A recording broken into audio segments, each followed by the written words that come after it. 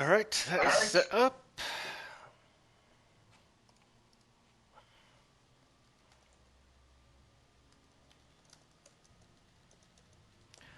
I threw a vote in chat.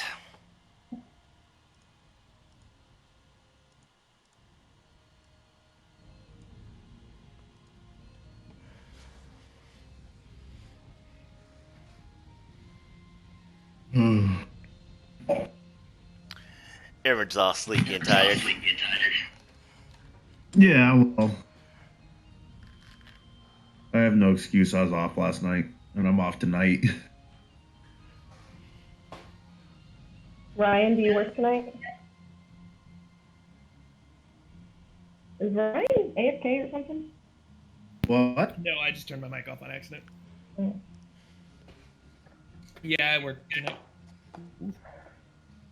So what time do you need to be done by? 5. Okay. All right, someone click the check mark inside Fantasy Grounds, and we'll go ahead and get started with today's game. I'm ready, but I'm not at my big computer, so Okay, click it when I then get back. we'll go ahead and get started. All right, so since we're going to continue, what happened from last session is not relevant. So what happened last session?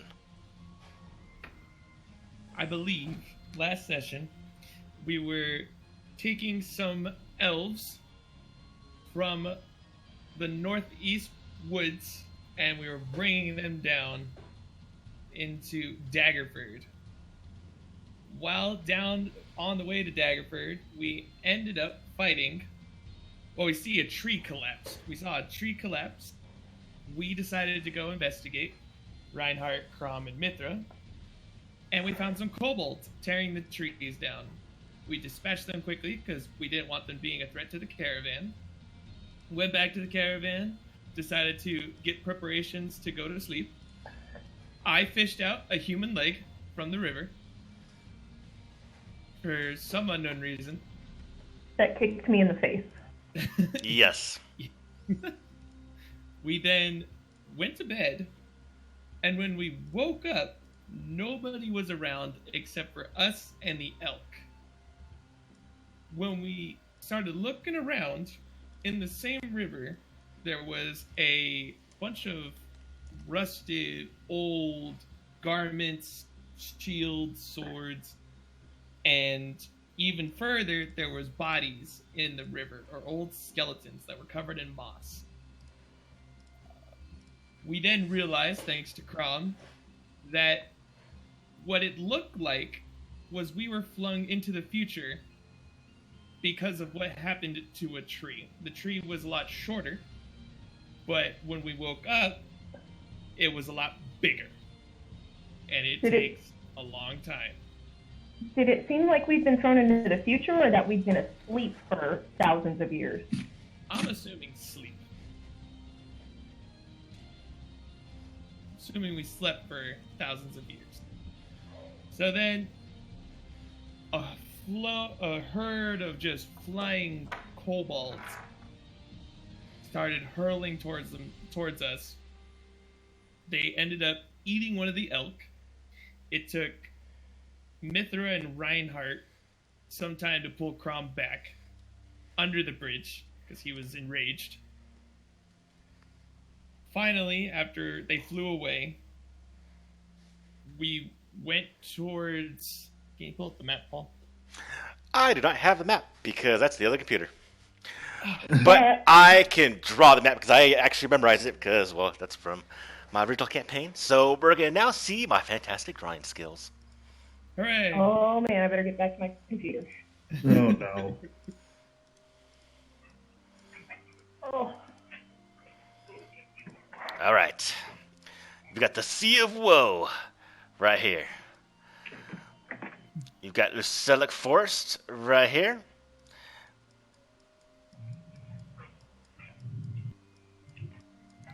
A river system that went by into the Select Forest.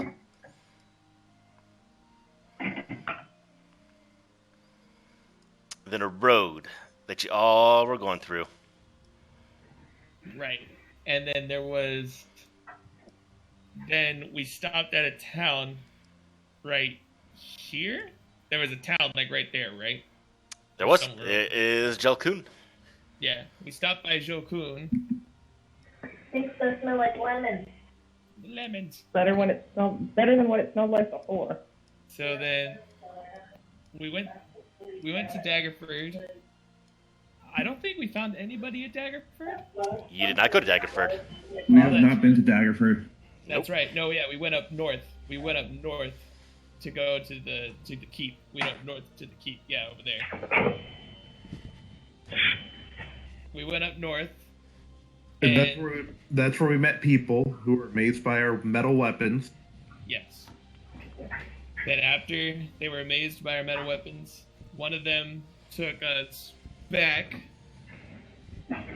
Or no, when we went up to Helm, that's when we encountered the No, you're right. Yeah, we encountered the monks with the staffs and the sticks. Yep. With like little rocks on the end. They were not monks. They were dum-dums. They were dum-dums. According to Mithra, they were dum-dums. So, after we encountered them, that's when we went up north to go to Firehammer Hold. Yeah, Firehammer Hold. We went up there. And Mithra had a vision of just something pouring down on top of us. And just us getting hurt really badly. And as she was having this vision, that's when we found this peasant guy coming out of the rubble. And when we followed him, he started wondering why we spoke the ancient language of the ancients from aeons ago, centuries ago. And that's when it confirmed that, yes, we've been sleeping for a very long time. Then after that, we went somewhere near Jokun, but it wasn't there. It was like right here, like on the outskirts. Yes. And that's where we ended up last time, where we went inside. Mithra and Krom went to go speak to the elder. I was waiting outside. And then I think Mithra had a vision, and I think that's where we ended. Oh no, she's trying to contact her deity. That's right. And there was I was not able to reach. I was not voting. I don't know if the word evil was used, but unpleasant. I guess feeling. Ominous. All right. So, Paul, can you go and release Crom so he shows up on character selection? I got booted from the server again. got it. You're free to take them.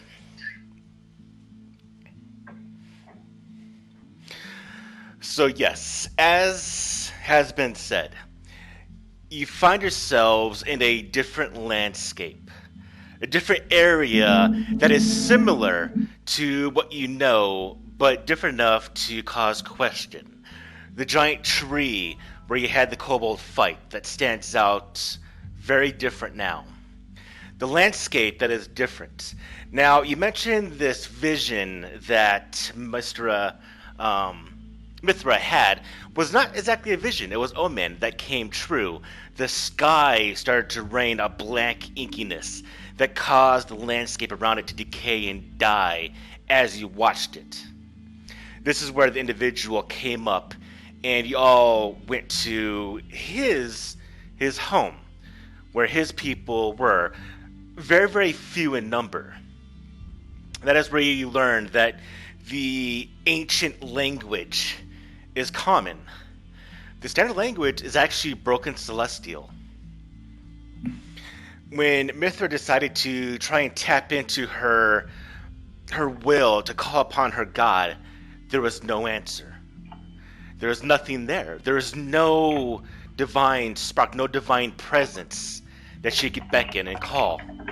But what was there was another essence, another entity that she could feel.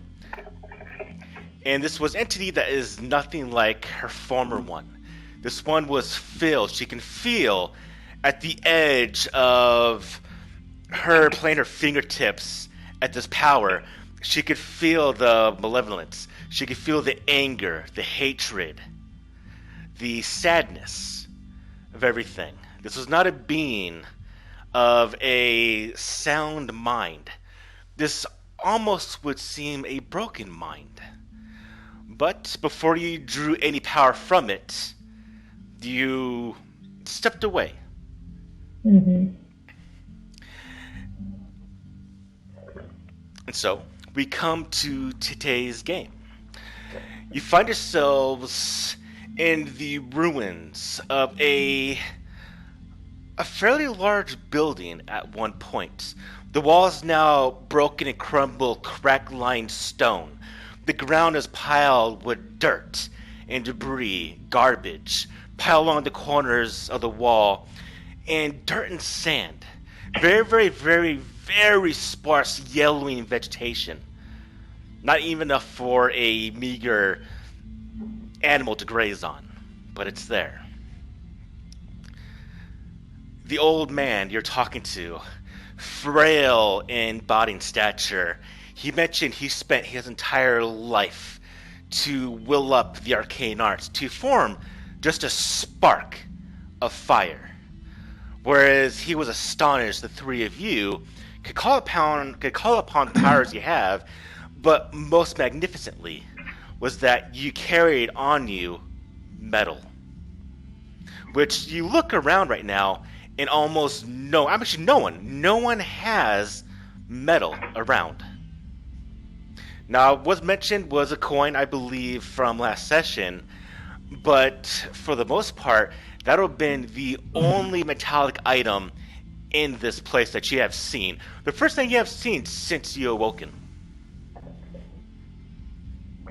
Besides what had been on the wagon and whatnot. But anything outside, you do not see any of these.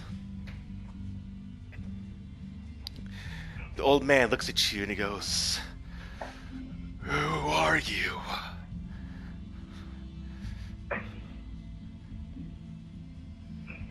Right now?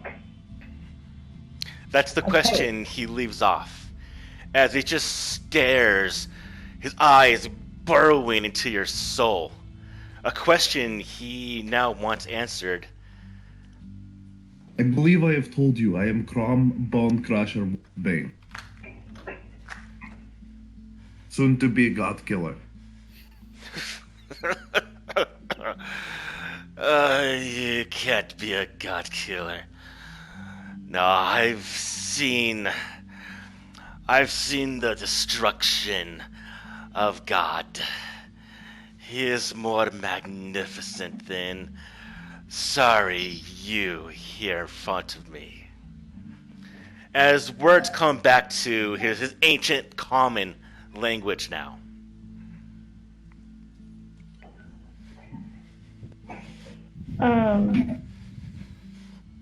Sorry guys, one sec. I'm gonna get a cup of water.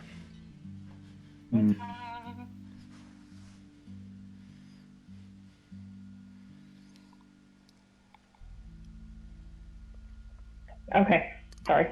I'll use it next to my bed.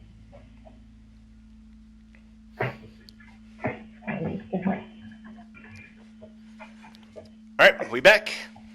Yeah, back, sorry. Alright. The old man turns to you, Crom. He looks at you and he goes, "I don't know how you carry this metal with you, but I've watched many, many friends perish over the years. If you really think you can stop this god, then please take yourself to his throne." And where is his throne? Yeah, where would that be? His throne? As he raises up his old, just emaciated arm, and he points it towards the sky.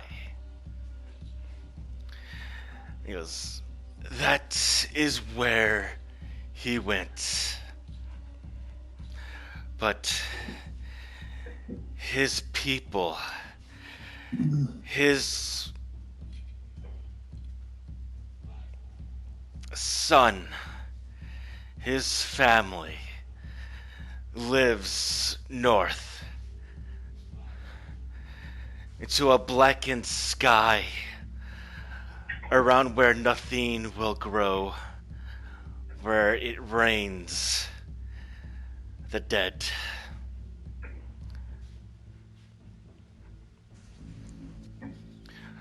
The younger man that found you earlier, he speaks in Celestial and then into broken common again. No one's really speaking common or even Celestial in the standard language you would all know if you can actually speak it. He goes, Father, that's where I found these. That's where I found them. He looks at the three of you. He goes, his place. If you go to that place you were heading to, you might find him there. But you will only find death.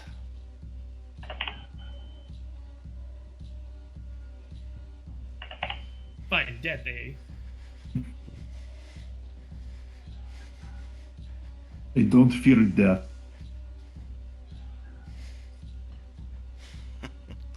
Then you're a much more brave man than I was ever capable of.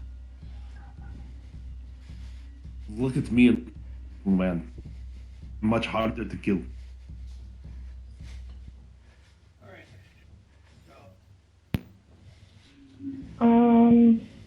My speed says 0. What is my speed? 25? Should be Yeah. 25. I don't know why it says 0. You can no longer move. You're stuck here as a object, a rock. Well, that's not fun.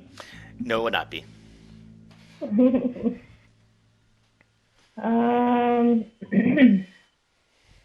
So when he says north, does he mean hammerhead or hammer? Fire, hammer, hold. Yes, that's what he does mean. Fire, hammer.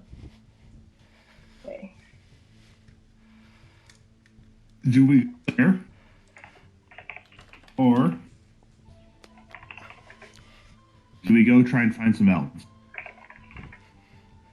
Go try and find what? Elves. Why? Elf? Because these are humans. Elves are much longer lived. We might find one that's got a little better reputation. Oh, okay. Well, I guess we could head into the forest then. Old men, do you know people with the pointy ears are? Hey. Pointy ears. Demons. Demons. No, we know venture. No, any who go to the demons, they never come back. Hearing him describe elf ears as demons, he instinctively puts his hands over Mithra's ears. Yeah, how have I not noticed that yet? Interesting.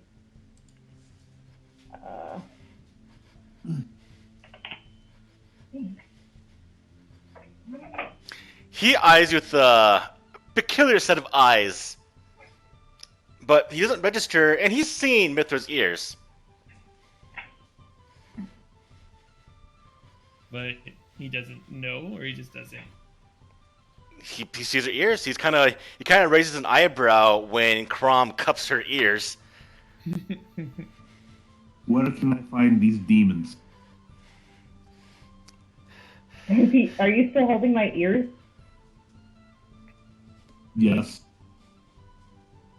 Huh? Yeah. The 'Cause I sun do have a hooded looks cloak. at you. I can just pull it up. Tom Yes. is not very smart. Okay. Well, I will remove your hands so I can hear the conversation and pull up my hood.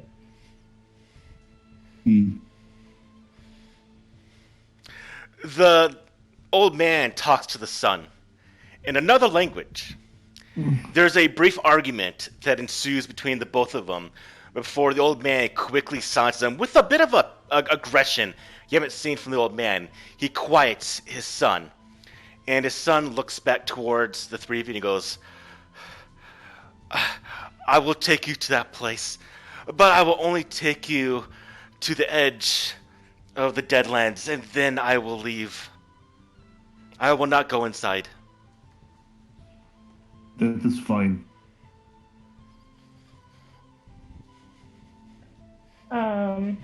Also, one more thing out of character. Last session, I had Steel as a language. Am I supposed to have that? You had what? Celestial. But here I'm only seeing Common and Elf.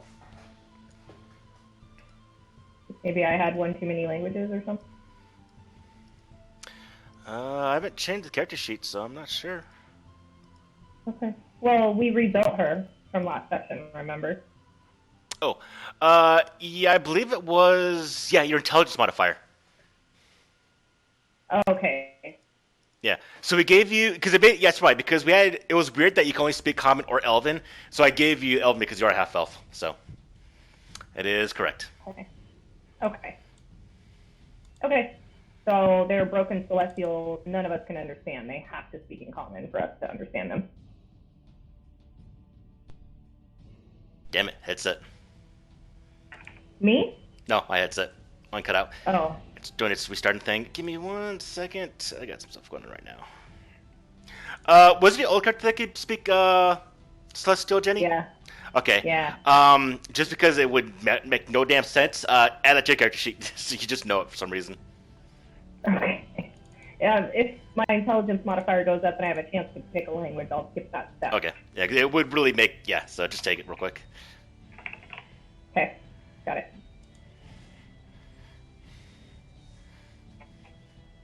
Okey-doke.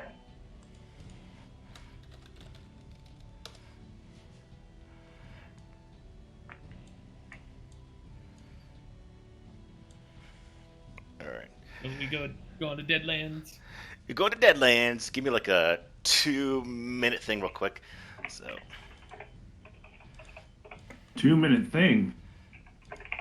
2 minutes. Shush. Give me a second.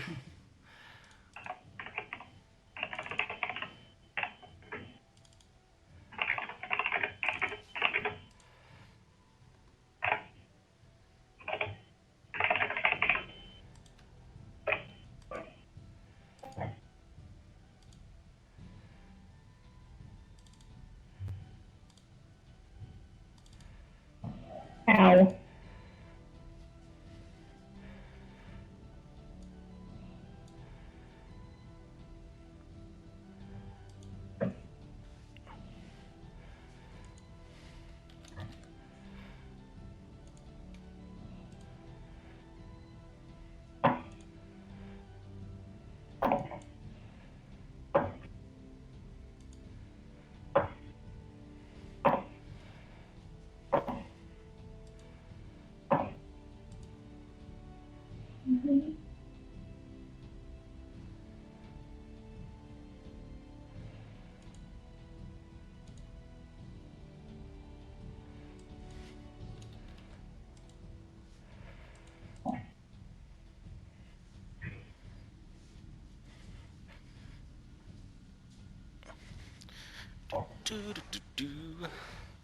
Are we getting more fabulous drawings? Huh? Are we getting more fabulous drawings? No, not runs. I'll be done in about 5 seconds. Yes, we're getting more draw. Yay. Not quite. It's just something I really got to do with what's going on right now. So, let's see.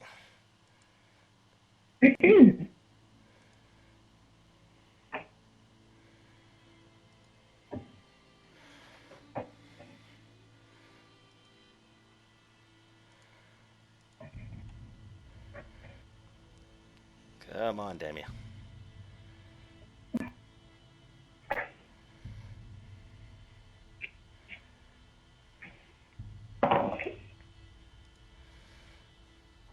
bad.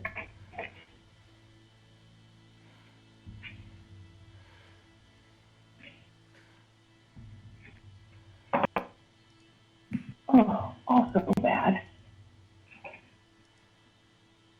Just rolled 60 20s and didn't roll a single one over.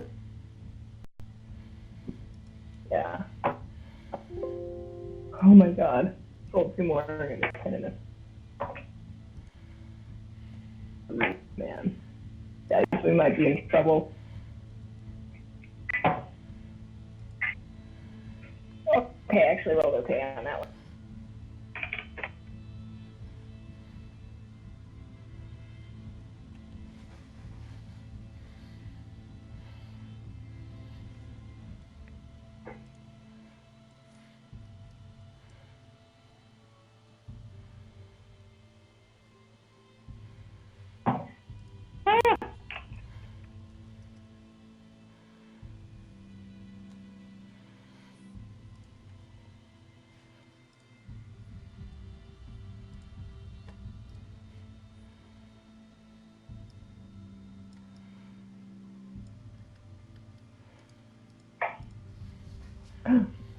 Oh. Loading. Oh, Pat. Hey! There's the map back. Okay. Oh,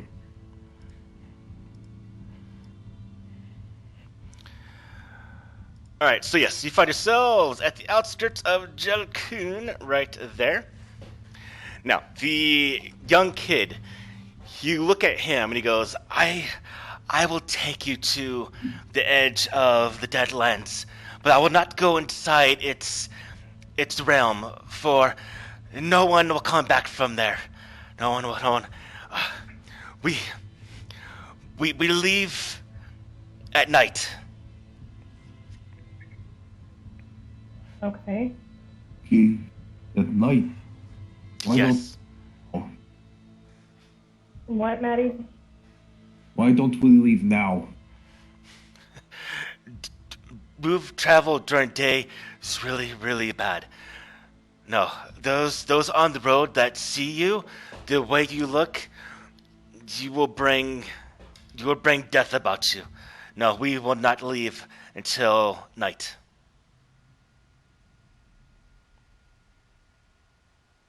Guess we're waiting till night. Now, if you do wish to leave right now, persuade him. That's just a persuasion roll. Or it'll be diplomacy here. I could persuade him if you guys want me to. Or I can too. Go for it. Maybe it would be better for us to go at night, though. He probably knows better. Maybe we should wait. It might be wise to listen to him. Yeah. I'm not happy about it. All right.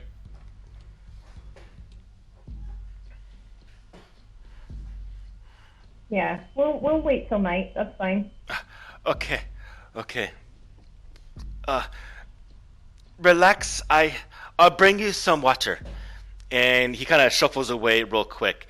The old man kind of looks at the three of you, and he gets up with his frail old bones. He gets up slowly, and he goes, "You a guest in my house. Please make yourself comfortable." As he kind of walks you to another part of this large compound, I would say. Compound, but still very, very dirty and covered in dirt and dust. Dirt and dust. He goes.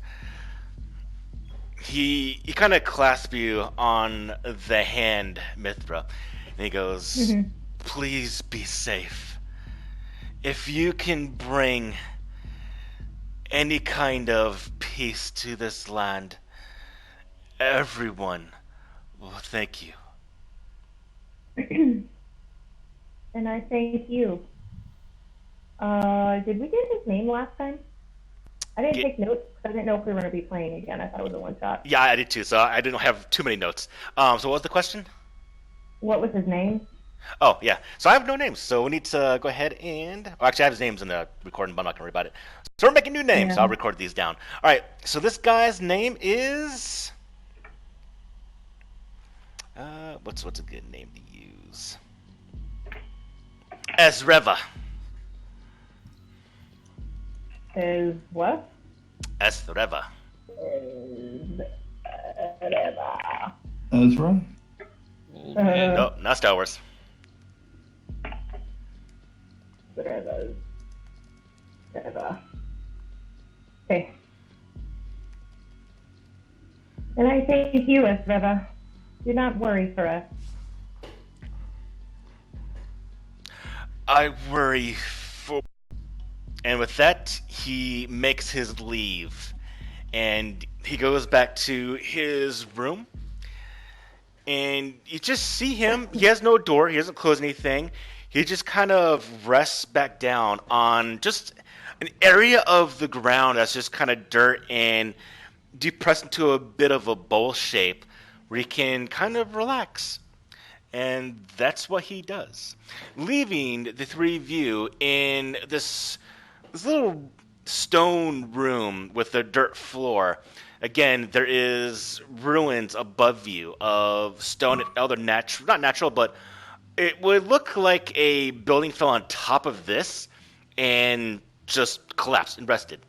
And so you're inside, you're inside this building right now. So, before we get to the nighttime, is there anything the three of you wish to do? I Look want to around, take a talk look to at the building people. and see who built it. You want to see who built this building? Yeah. Let's go with that. Be society. Maybe society. I do have neighbor lore. Let me see what society covers.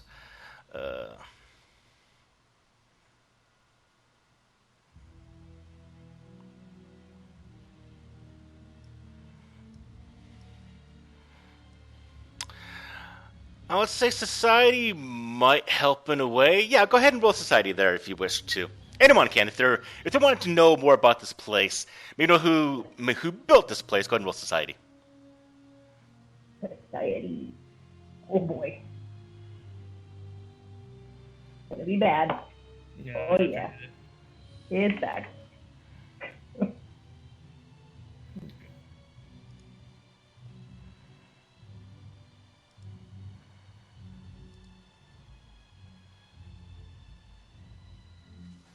All right. Mithra, you can't quite recall any information.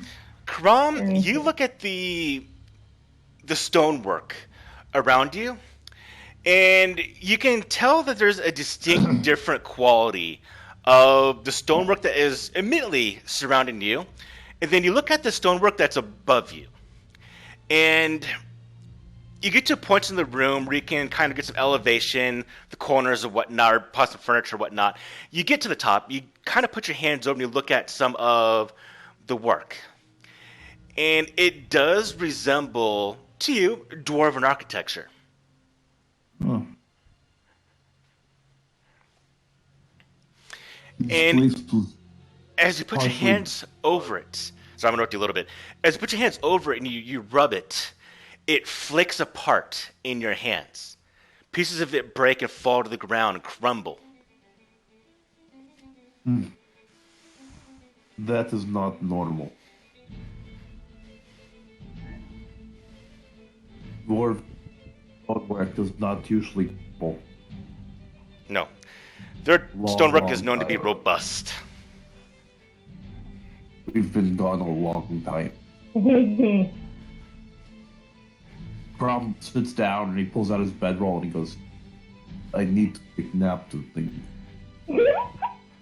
We actually probably should sleep before we head out tonight. I know that we have been sleeping for 1,000+ years, but it's probably a good idea. Take a nap. Okay.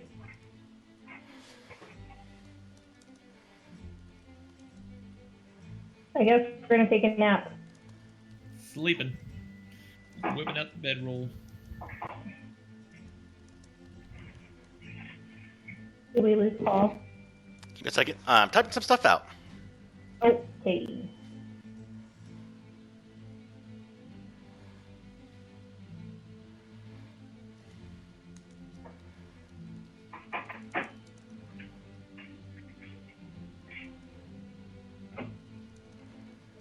Do you think that we should sleep in tandem? Like, not all at once? We don't know these people all that well, and we do have metal, which seems to be extremely valuable. I'm not sure all of us should be asleep at the same time. I will stay awake at first, so you guys will sleep, and then we will wake up, and then Crom will maybe sleep. I'm just time to think. Okay. Alright, well. How many hours until nightfall, Paul, give or take? Give me 1 second, Jenny. Okay.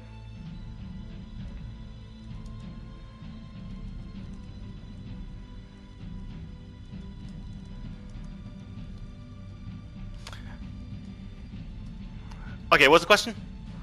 How many hours until nightfall, give or take, do you think? So you watch, and you wait, and you wait, and the sun never goes away. The daylight never stops. You get down, you hunker down, and you wait. You wait for the nightfall to come. And when you expect that it would, the younger man comes and he goes, okay. Now it's time to go. It's still bright out. I thought you said we'd wait up. Wait a minute, what the hell am I doing? Give me a second, Sorry, I'm getting ahead of myself. Ignore what I just said. It would have came within about 4 or 5 hours. Oh, Okay, well, Like- we're all going to take like a little nap, so we're not super tired throughout the night. So, but we're going to do it in sections. Each of us will sleep like 2 hours and then wake up the other 4.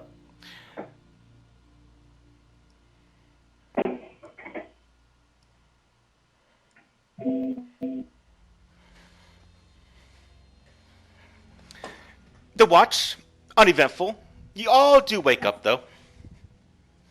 And as the last of you wake up from your watch, it is indeed nightfall. Forget what I mentioned earlier. I don't know what the hell I said that for. It is nightfall, and the old man, the younger man, does go. He kind of knocks on the wall and goes, okay, we can go.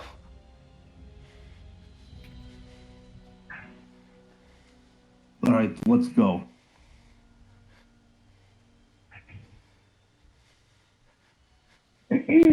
Mithra looks a bit shaky as she wakes up.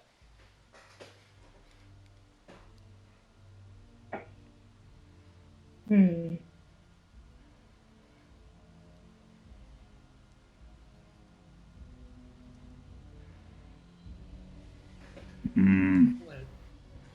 is this?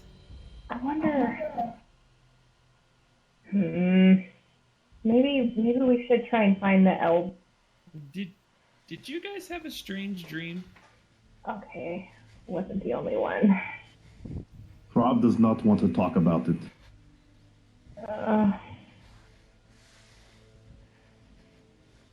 Okay. We'll go. I guess we'll head out then. I'm not feeling too good though. That nightmare was pretty bad. Meet me outside, and then we will go. I have torches. And the old man, the young man quickly rushes out. Okay.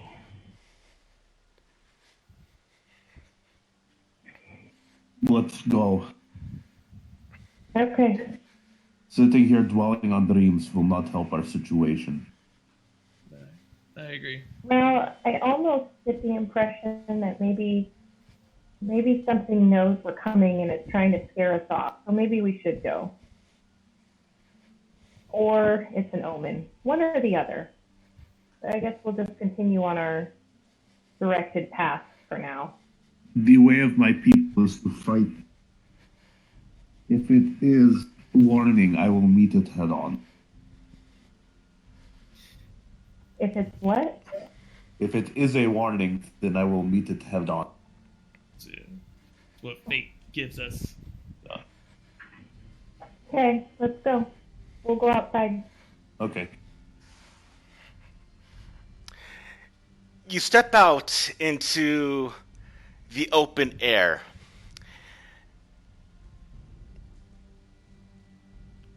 There's a fire slightly lit by a torch that the young man's holding. And he passes one to the three of you.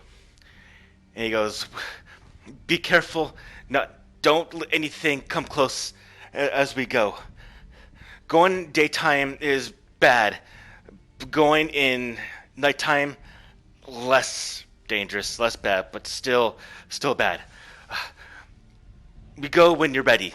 As he has a little pack on his side, he carries with him a wooden cudgel that has a couple of flakes of stone embedded into it to be essentially a studded stone hammer. Or stone club, I'll say. Wooden stone club. Okay.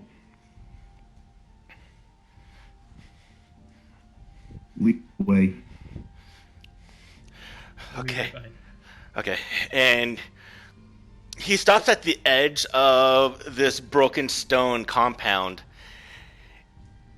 He whispers a couple words, and then he starts moving along a non-visible trail, but he's sure in his footing as he starts walking to the northeast. All right, I follow. Yeah. Follow from behind.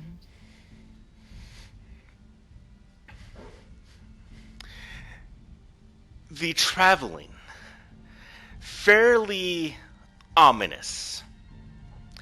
As the nights you've spent in this realm has been the standard when the sun sets and the moon crests the horizon. But today is a little different. You watch as there is a red tinged glow that starts to overlay everything. And you watch a very, very curious sight. The young man kind of stops in his tracks, and he looks to the west, where the sun has always, the moon has always crested the sky when night has fallen. And you watch as the first eminence of the moon starts to rise up over the mountains. And at first, the top of it is the slight reddish glow. A bit unusual. And you continue on as the entire landscape is bathed in this blood red hue.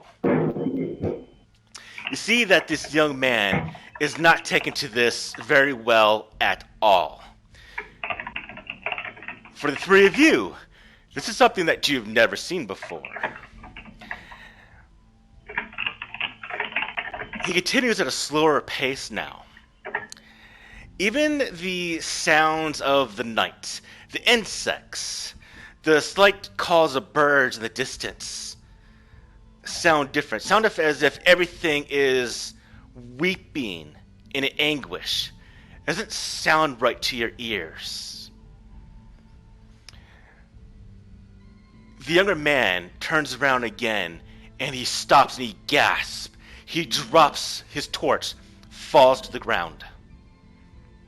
Young man, what is wrong?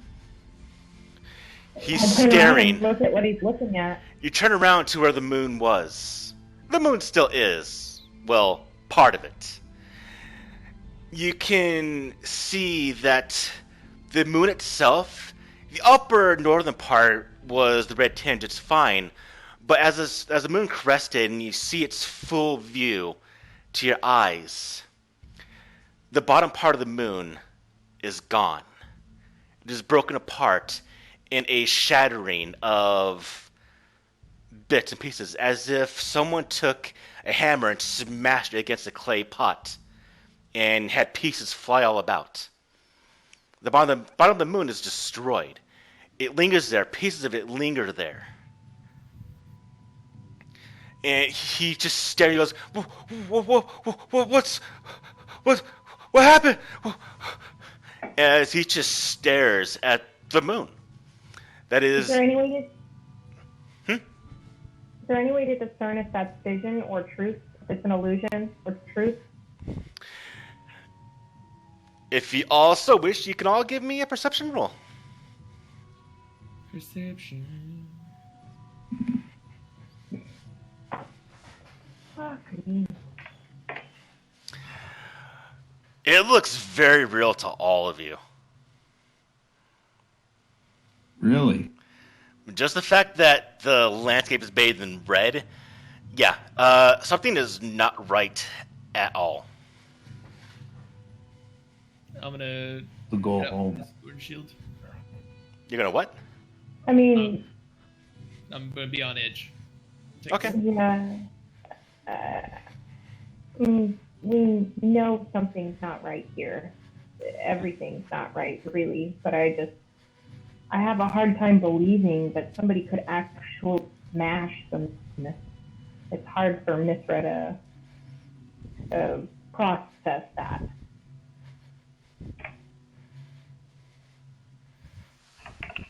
Is there anything around us at the moment? There is rocks, and I mentioned sparse, yellowish vegetation. Okay. I'm just gonna Crump. be on edge and lead forward. Yes. You watch as the vegetation slowly falls over and wilters. Not so much unlike when the rain fell, but now it just dries out and decays in a husk. Oh.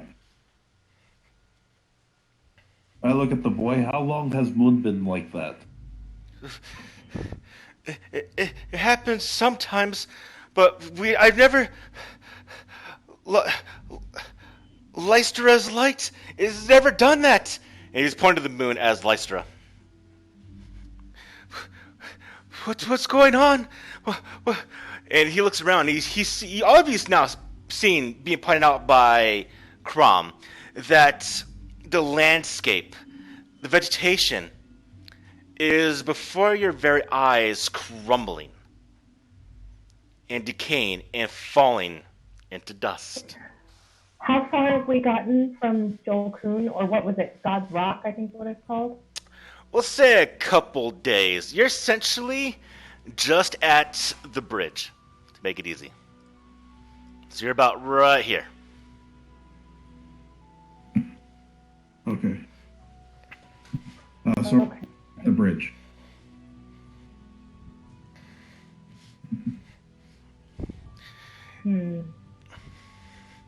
Do we feel any effects from the moonlight hitting us? No.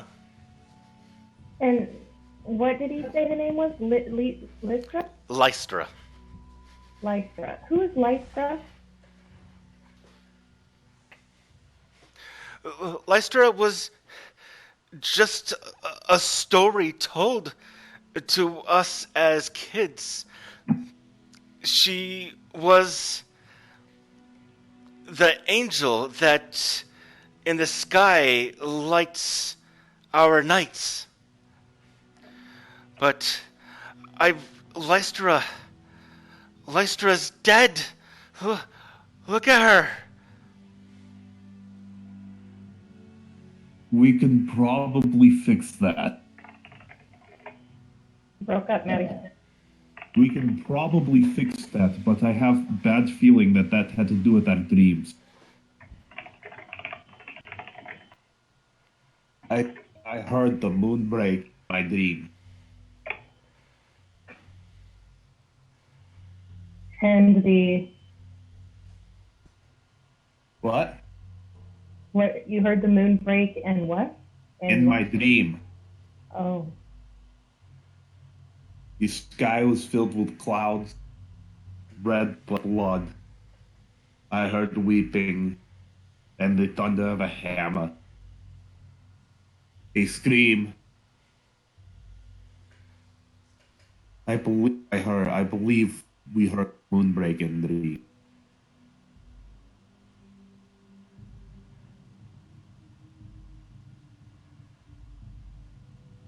Does anyone else have a better idea? well, it appears that you and I had the same dream, guessing as did Reinhardt. But why us?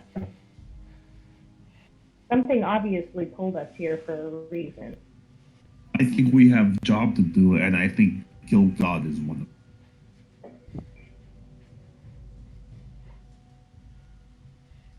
Well, we know how to get to Firehammer Hold, or at least where it used to be. I can't imagine it's moved.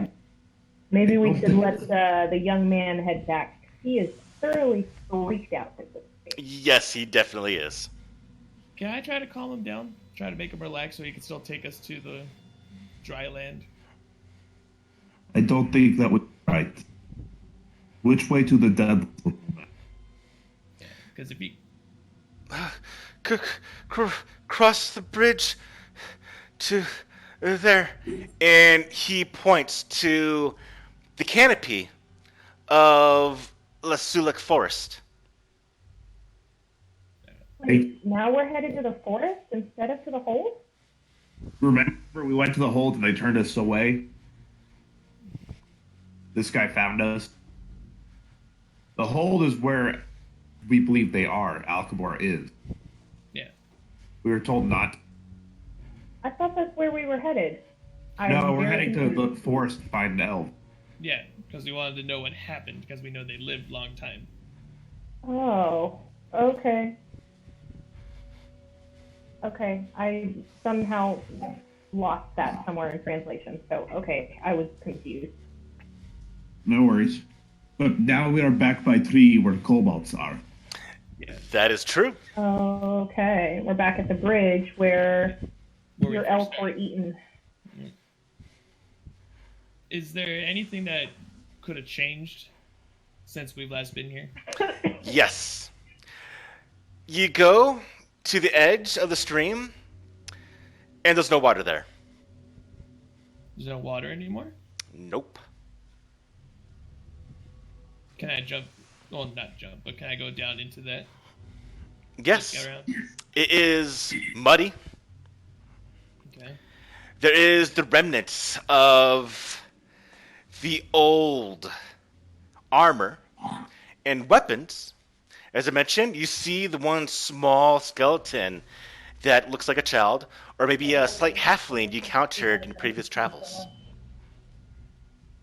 Not our man. Okay. I forgot to put my notes over. Anyway, okay. So, other than that, there's no water. There's still all the old armor and weapons there that have rusted, and then the moss-covered skeleton. Mm-hmm. Can I look up or downstream? Can I look upstream to see if there was like a dam built, like the beaver dam? You look up and down as far as the red moonlight will show, and does not look to be any dams anywhere built. The water is just gone. And this is dried up in a matter of a few days, correct? You're not sure when it happened. But as I mentioned, the ground is still, I would say, muddy. It's still moist, but there's no water anymore. The water, yeah, it's probably I coming. think we need to keep moving. Yes. Well, yeah. Yeah, we do. This bad place to be. Yeah. At this point, the young man is just has his torch in front of him, his hands clasped together, and is just mumbling words as he's just shuffling. We should tell him to go back. Go back, young man. We do not need your guidance here. I can see the forest. Yeah. Are you sure? Go. It's fine. He nods his head, and he turns around, and he just runs as Books it. fast as legs can take him. He just disappears, light and all, into the night. Also, real quick, Paul, do I know or have I ever heard of Lystra before? No. Okay. Okay. So, what time of day would it be right now? Oh, it's nighttime. nighttime, Alright. You've essentially Oh, been wow. moving at night and resting at daytime. yeah. Okay. Okay. So, you can see the edge of the Suluk Forest in front of you. You know you'll be able to get there if you travel at a reasonable pace before the sunrise. Your destination. So we're at the entrance Okay. of the forest. Mm-hmm. As you traverse through the Uh-huh. night, you arrive. Now, you came from the Suluk Forest during the start of this journey. The vibrant trees of the Elven woodlands. As you approach the edge of the forest now, the trunks are twisted, they're gnarled.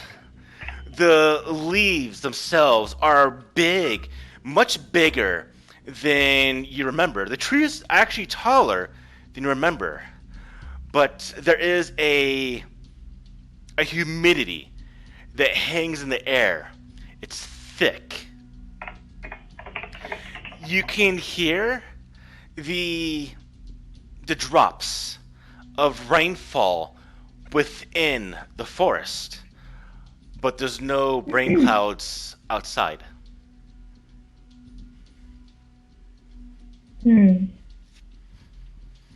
So it just looks like a bigger forest than when we left it in. Older, Oh. more gnarled, corrupted. Yeah. Can I make a survival roll to see if there's like any like humanoid tracks around us? Yeah, I was wondering if I could do something similar because would I have been familiar with the forest at all for this time? For your time, I'm gonna say you're all from this region to make it easy. So yes, you would actually Okay. know the trees of the Lusalic Forest. What we've seen right now seems twisted. Well, what I'm thinking is I may have known where an elven settlement was. Based Yes, on you do my know heritage. there were a few elven settlements at the borders, the edge of Lusalic Forest. I remember it was about 200 miles to the north, how the forest extends. Now, yes, if you wish, you can roll me survivor rolls to see if we find any tracks of any kind. Ooh. Oh, I finally rolled decent.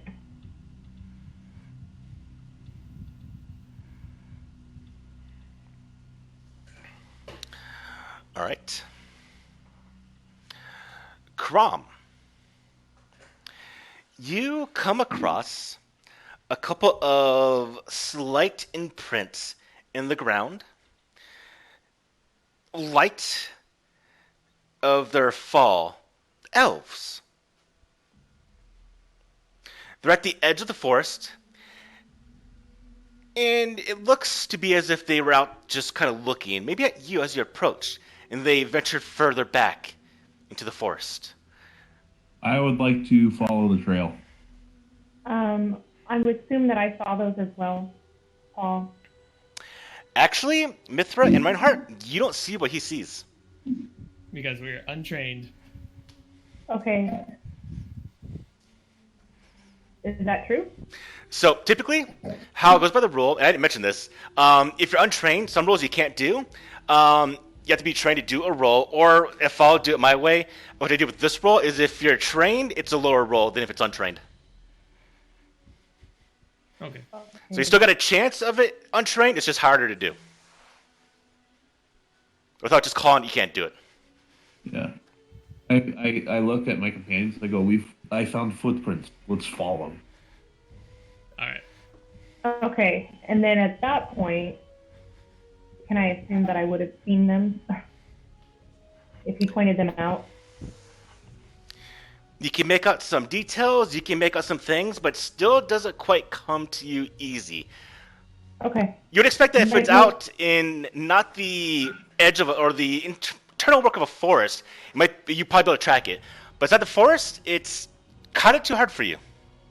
Okay, that's fine. I just, at that point, knowing there's somebody around who's probably elven in nature, I want to remove my hood.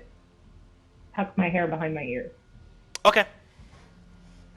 That's what I wanted to do. All right. Crom, you start venturing forth into the forest. You're following the tracks as they move. As you go further into the forest, you watch the tracks get longer in step as they move. They pick up their pace, their gait as they travel. They slow down when we're at the edge, but they speed up their pace when they venture They further started in. running. Can I tell how fresh Wait, what? they started running? Can I tell how fresh these tracks are? They are relatively new.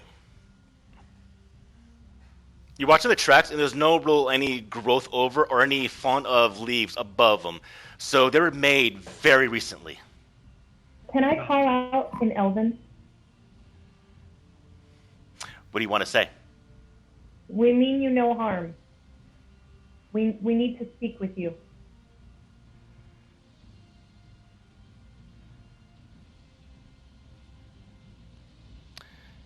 You call in Elvish.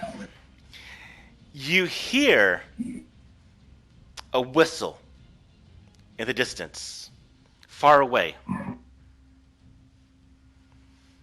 One singular note before it stops. You might wait for a couple seconds, see if anything happens. Nothing approaches. Crom, give me another roll, please. Survival? Yeah, let's go by the book right now. Only trained. Yeah, survival.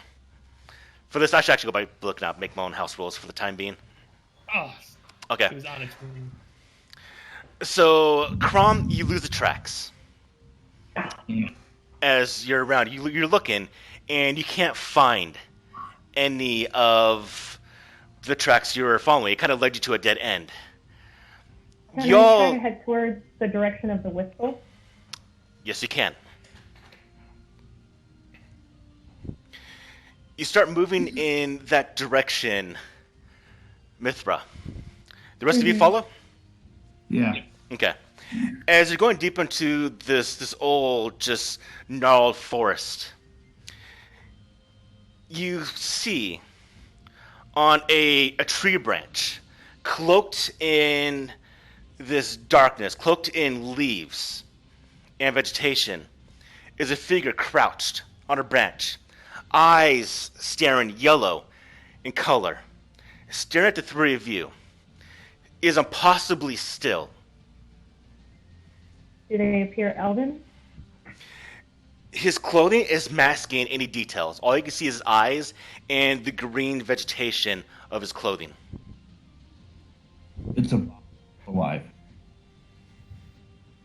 Can I cast light on the tree that he's near?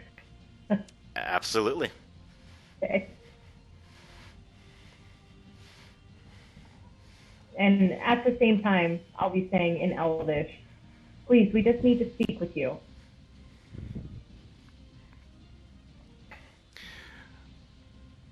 So, here's the thing we need to bring across.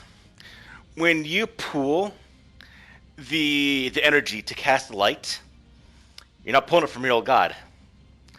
There's only one place you can pull it from right now. Oh. Oh shit. You've You're been telling me that trying, because- even every day, even in the mornings, at night, any free time you've had, you've been trying to reach out to find your god. Another god that seems peaceful. Any god, you're only resting on one entity. It's the same one since you first got here.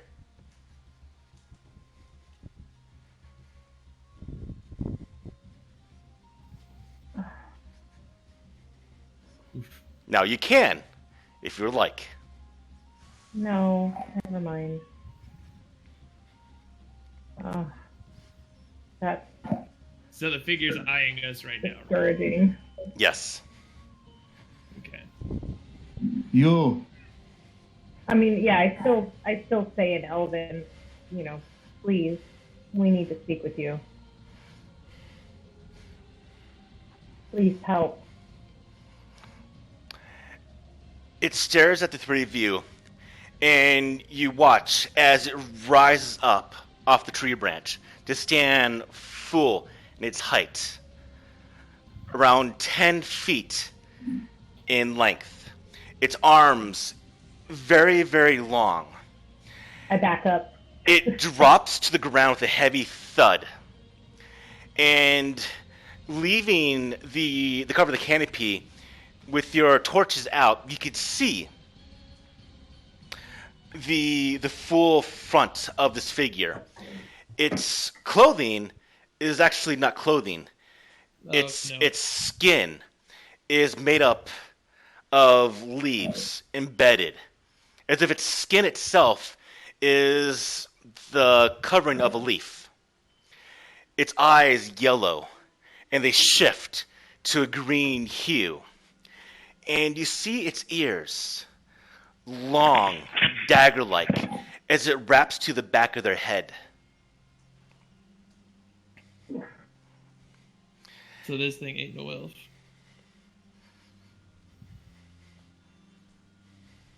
Unless it is an elf and it's been mutated by the forest. Right, I think that's become twisted in some way. Right. It stares at you, Mithra, and it starts to walk forward. Its eyes inquisitive as it looks at you. It puts out an outstretched hand.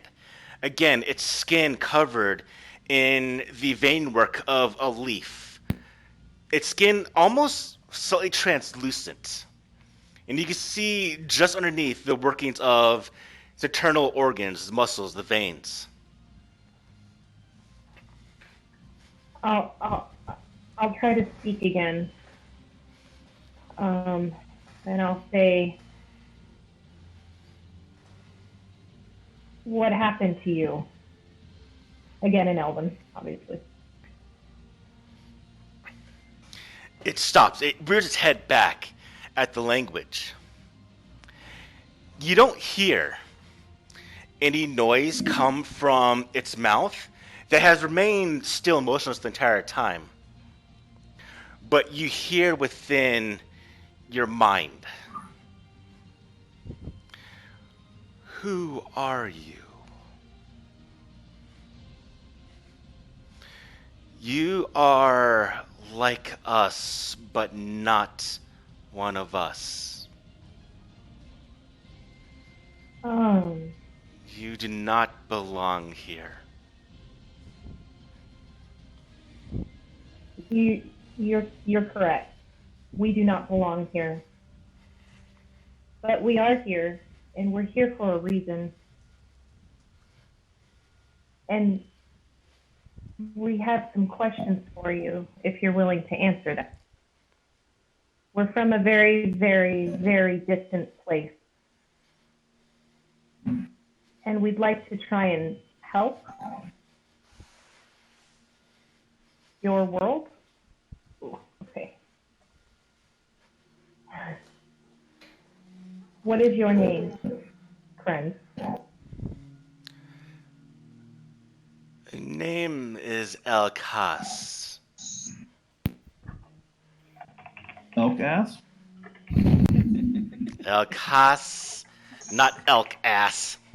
Oh my gosh.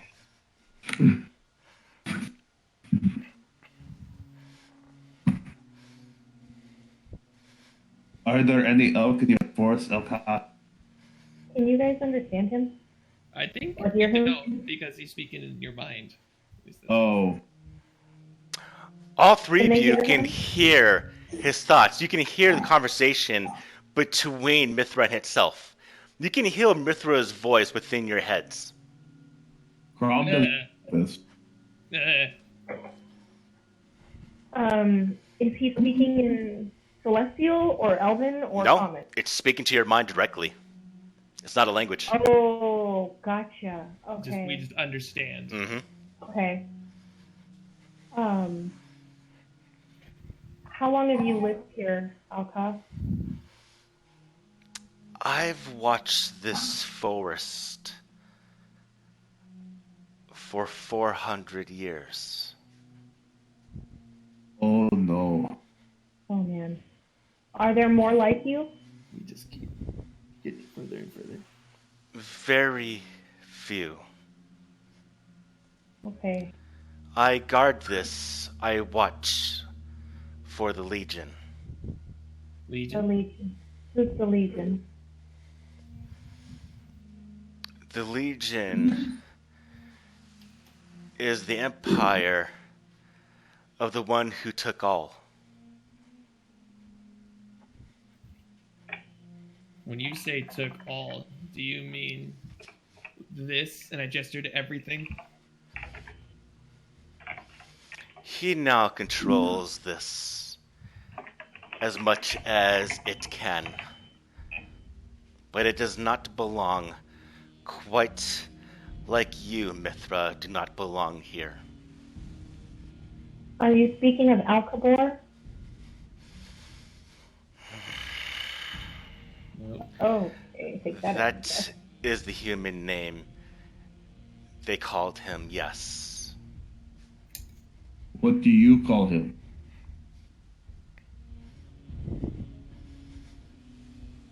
Rathkal. How could we kill him? How do you kill a god? For that is what he is. Well, God said heroin would not do it.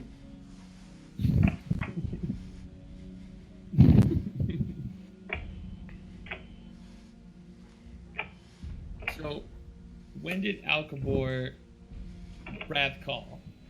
When did he come to be? Do you know? Give me a second. Yeah.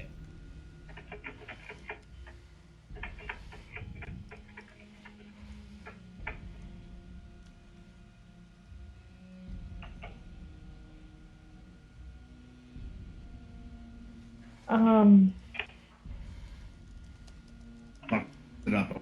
Sleep. What's up? What, Daddy? I'm falling in and out of sleep. Falling asleep. Get some coffee! I don't drink coffee. Get some Monster! Alright, I'll pick it up then. No, it's fine. So,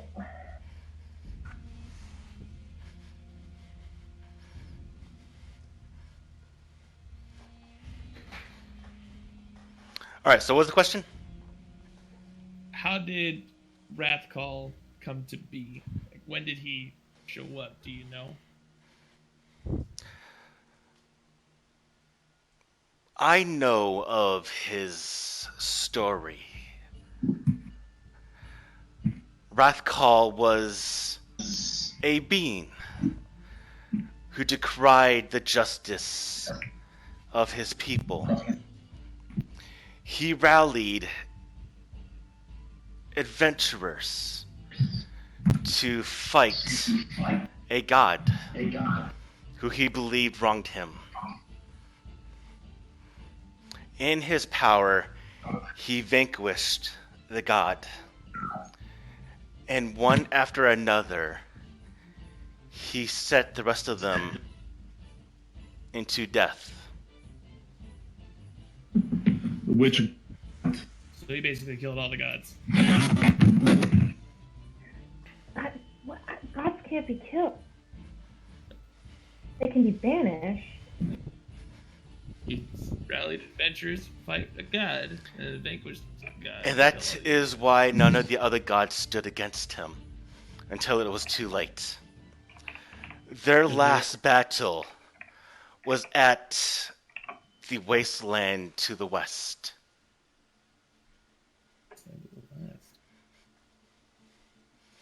Wasteland to the west. That's where we Stonehouse? are. Oh, There- are we talking about Firehammer Hole? Their last battle was there. That is where the last god that the realms knew perished to his hands. And with a false god in its place, these lands could no longer keep themselves together.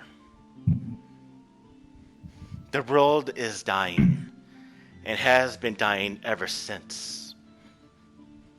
So that's Do you know how we can reach him? Because I believe that we were pulled here to stop him. How you were pulled here, I do not know. But the only way to fight a god is to go to where he himself resides. And no mortal can go there. Or at least not that we know of. How he himself acquired this, we do not know. But if you want answers, you can find his people at Firehammer Hold.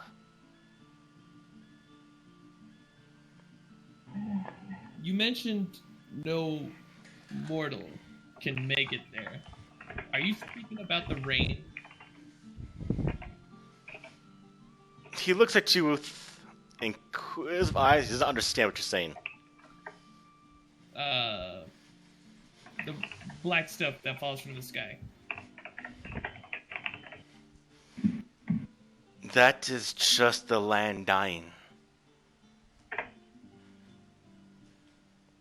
As mentioned, this world is dying. Okay. He himself the cause. Well, Is there anything we should know or that you know about Firehammer Hold that would help us if we go there? well, I think the wasteland is what they call it.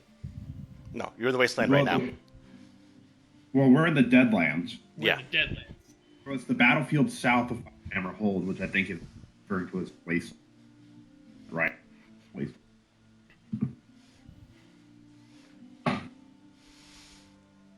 No one goes to Firehammer Hold.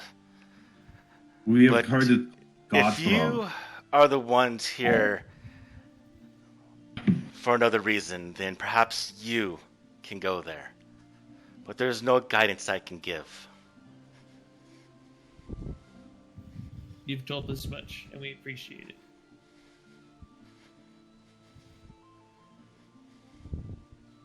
Mithra, what do you think we should do? I mean, I think that we're stuck here, and there's a reason that we're here. And I believe in destiny, and I think we need to stop this if we can. And everybody we've spoken to has talked to Firehammer Hold. I think we have to go there. We were going to. We were stopped. Remember? I think we need to try again.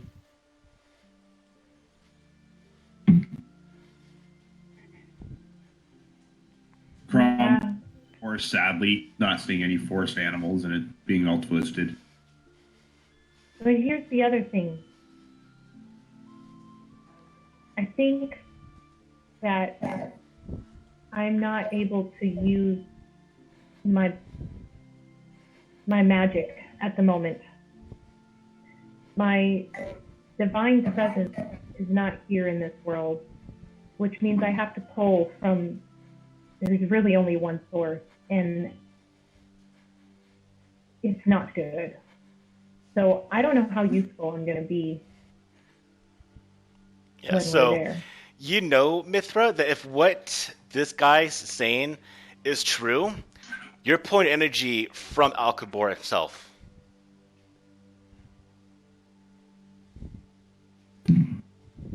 I don't know. I think somewhere in the back of her mind, she knows that, but she doesn't want to believe that her deity is, one, not here, doesn't exist, or has been killed. She has a hard time believing that, for one. For two, she still doesn't want to believe that this human or god is a god. I'm saying that in quotations. So Mithra's having a bit of an internal struggle at the moment. Crom looks to Mithra. Hmm. You will still be useful. You will turn his power against him if you have to.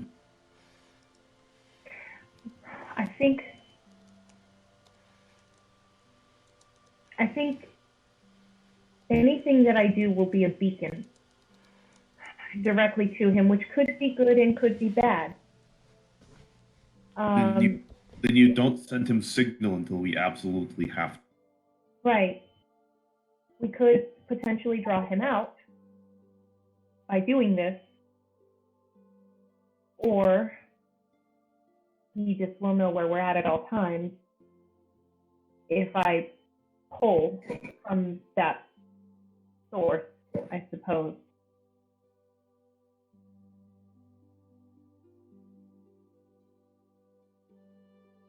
So for now, I will try to not do anything unless it's absolutely dire. In an emergency only, I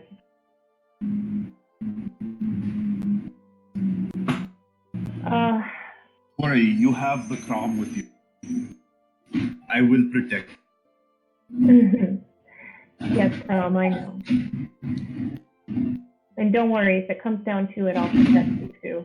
I don't know what I'm hearing in the background, but it is really, really loud on somebody's side. That was the garbage truck. Okay. Move to the garage. Okay, I'm back. So I believe we have a couple of options ahead of us. We can either go to Firehammer Hold and see what happens. We could have you try to pull from this guy or this false god and see what happens. You have already stated you don't want to do that. I mean, it completely eliminates the element of surprise. I'd rather Yes. not do. Or At that point, go ahead. Or a third option is we have yet to check the sea and see what's going on with the sea. Or Daggerford. But that would be a long trip. It will be long trip anywhere. Yes. Yeah. Well, I think we have to hide I mean, first. We must hide. Maddie, what? If we go to Daggerford, we must hide the metal that we carry. That's right, yeah, Daggerford's the base. We have scabbards. Well, I have a scabbard. A sheath. Strapped to my back at helmet. Yeah. So yeah, we would need to hide the metal somewhere if we were to go into Daggerford. But that would leave you help. Nothing goes wrong. True. Need act. Flexes his fist.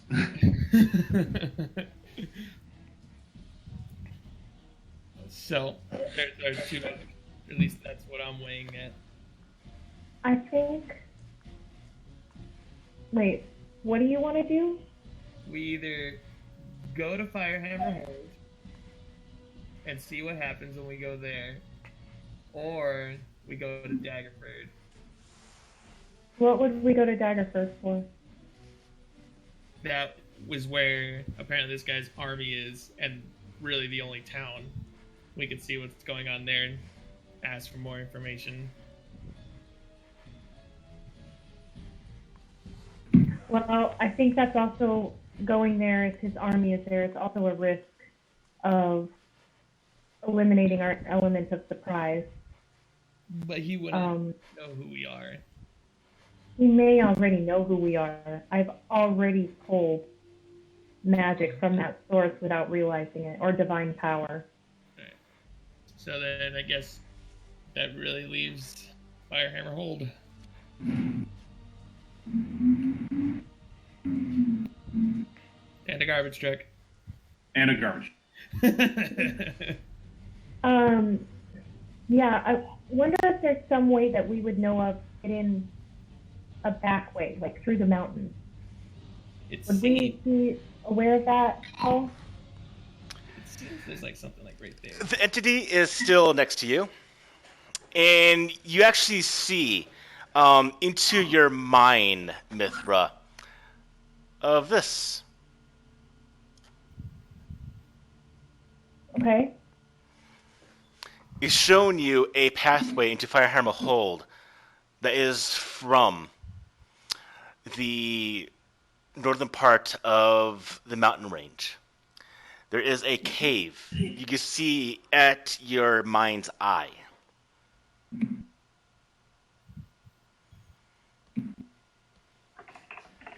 Okay, I'm assuming that's some sort of back entrance.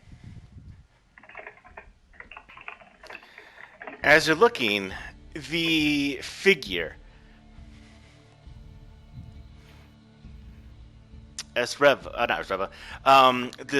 figure, this elf that's in front of you. He pulls out a stone talisman that's looped on cordage, and he hands it to you, Mithra. I'll take it.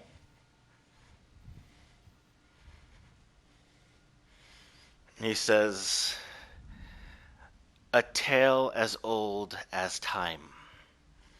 A gift from the old to you.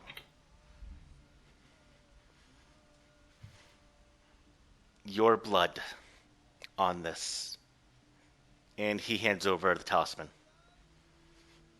Your blood on this? Thank you, Alcross. What does this do? Or can I examine it first before I ask that? See if I am familiar at all with this? You look at the stone talisman, and it looks a mix of elvish and stonish craftsmanship. There's no gems on it, but the entire talisman itself sparkles with, think like a diamond glittery dust embedded within the talisman, the stone talisman. And on its surface are imprints of a language you don't quite recognize. Okay. I don't have any idea what this is or what it does. No. It feels very heavy in your hand, though. And you said it's looped on a cord? Yes. It's a necklace. Would I be able to know what it is? Because I'm trained in crafting. It's just a very, very old piece of jewelry. Yeah, stone jewelry. Do I feel any divine presence in it? You do not. Okay. But the words, your blood, on this is quite odd to you. I don't understand them. I'm assuming you have to put your blood on the talisman. Oh. Assuming. He closes your hand over the talisman, and the figure quickly, slowly, doesn't work. He slowly, but very, very, she slowly vanishes into the forest. Do you just like misty step away? Is that just what happened? Like he moves slow in gait, but vanishes very fast. He blends in very quick. Noise. Thanks, mate. Oh boy. Well, I don't know what this thing will do. So I'm just going to put it around my neck for now. It might be a key or something for the cave. Metagame. No, that's not metagaming. I mean, he did. Well, oh, did they see the cave? Or was it only me? You saw. Because he's handing it to me as he showed me that cave. And then your blood on this. So it means you'll probably have to either bleed on the talisman at some point. Yeah, I'm not going to do that just yet. I want to spend a little time with it first. God damn it. Yeah, Bobby. And so do we want to start making our way over towards that cave then? Seems that it's our next destination. Well, I think it's about daytime. We may need to rest, go under the cover of night. Right. I want to see what happens. I would like to stay in the fort. I would too. And I'd like to see what happens with this thing through the night.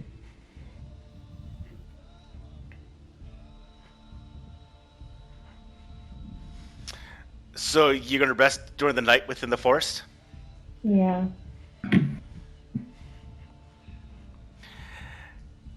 As you do, you keep watch. You hear sounds throughout the night, but you don't quite catch what's giving the noise, even if you have dark vision. Things stay out of view. When morning comes, you see that draped around in a circular pattern around your campsite where you stayed are... Excuse me? Just real quick. We're sleeping during the day and traveling at night. Okay. So this would happen during the night, or during the daytime when you were sleeping, essentially. Essentially, when you wake up during the night, you see that there is a circular runic pattern of branches and runes around the campsite. Oh, Tree Man must have protected us.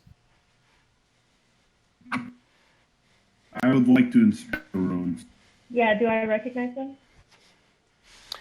It's not the language of the talisman, but there are Elvish script inside it that you yourself don't recognize. It's a form of Elvish. Okay. But the letters, you've never seen before. Huh? Yeah, it's a new script of Elvish. Okay. Does it resemble any sort of spell or glyph that I see? Even though I don't really understand the writing, the patterning of it or anything?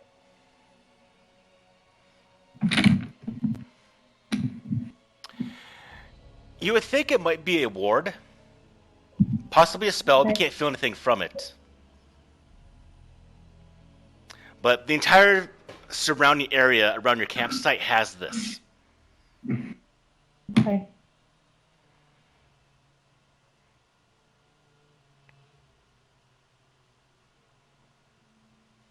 All right, well, I'll just say a quick whisper, thank you, Alcott, assuming he warded our forest and watched over us.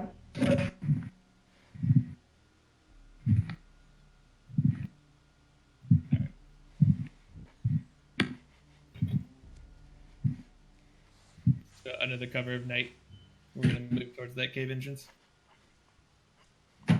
Yeah. You leave the confines of Lesulik. The landscape now bathed in a muddy brownish red hue from this destroyed moon. As you watch, something filters in front of it. But unlike heavy clouds that would still give a sense of opacity, or you're able to see a bit through it, whatever covers the moon completely blacks it out. Could I tell what it is? I know it's not a garbage truck. All three of you, if you're looking, give me perception rolls. Sweet.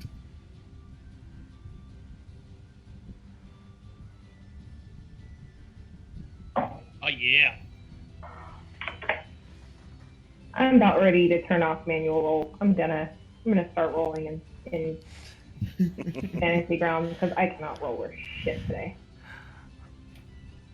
Reinhardt, you catch the glimpses of a couple things, but you see that it's actually a mix of clouds and something else.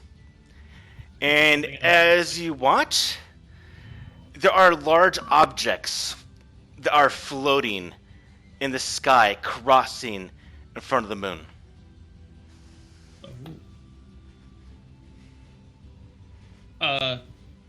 Guys, that stuff that's covering the moon, it's not just clouds. There's something else there. Ooh, like what? Would I be able to tell what, Paul? You don't know quite what it is. There's just something blocking. There's a lot of something's blocking. I think it's that wyvern cobalt dragon droop. I think we need to hide. Can I make a nature check to see if I can identify what? In a sense, no. It's about as high as clouds, but there's something else there. Not the flock of Dragonite kobolds. Those are too small. But this is a lot bigger. Yes. That can block that out. Okay, I'd like to hide. Yeah, I think we need to just stealthily run through. Okay. Stealthily run through to get there. You're essentially hiding from a cloud. So the cloud eventually passes over. The other cloud-like things pass over. Now, so we know it's not a cloud. It can't possibly be a cloud just because of that, right? Like the fact that it blocked out the entire Yes. moon. Okay. Now, would I be able to discern if it was moving at all? Like, would I see, like... Oh yeah, it was moving with the clouds. Well, like, you know, like the flapping of a wing or... No. Just... Okay. There was some slight variation, some slight movement you could see. It just looked like a very unusual cloud. Yeah.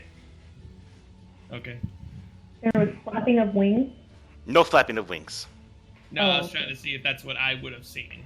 Is like any discerning movements coming from the cloud, other than the fact that it's just a really dank cloud.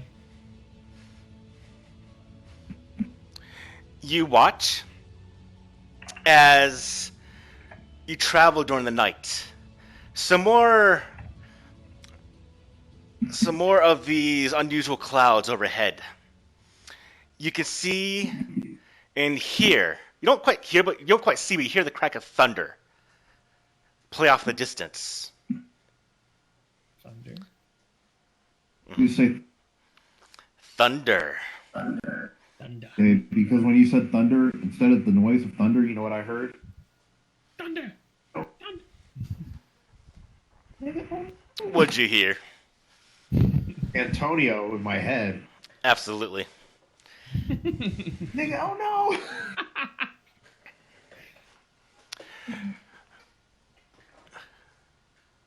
Alright. The day arises. You're camped out at the base of this hillside on this map. And when it does lighten up, you see as the sun illuminates the clouds. It illuminates the mountains. They're on the ground. And then you watch as another strike of thunder erupts out of the sky. And the top on one of the mountain peaks breaks free and rises into the sky. Wait. A mountaintop just literally lifted up into the sky. That's really weird. Was it that cloud earlier, or no? I'll let Jenny gets back. Okay. Because, mountaintops flying into the sky, that's nice.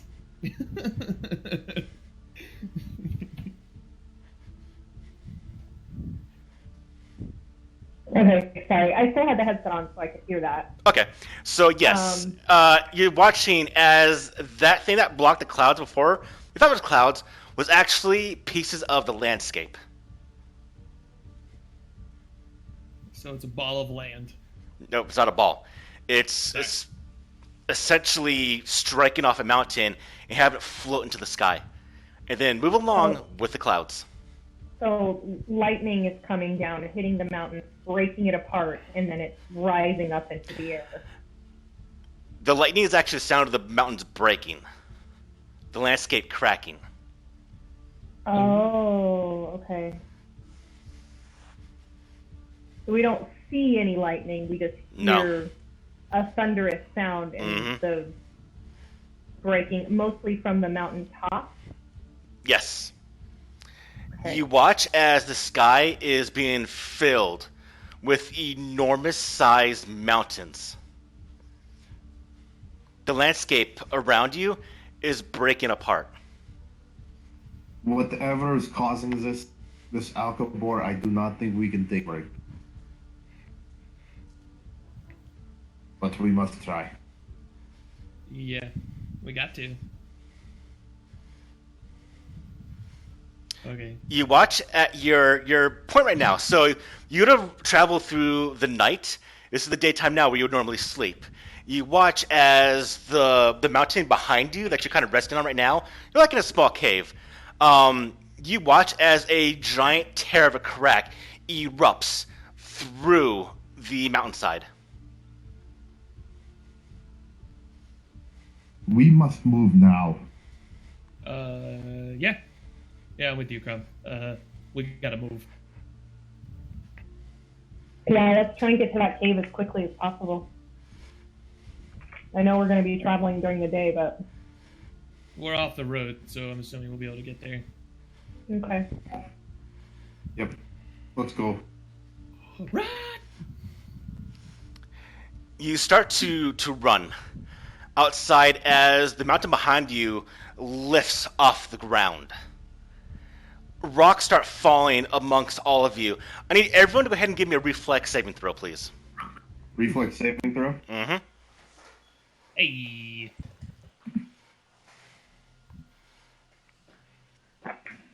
Apparently, I just can't roll worth shit today, period.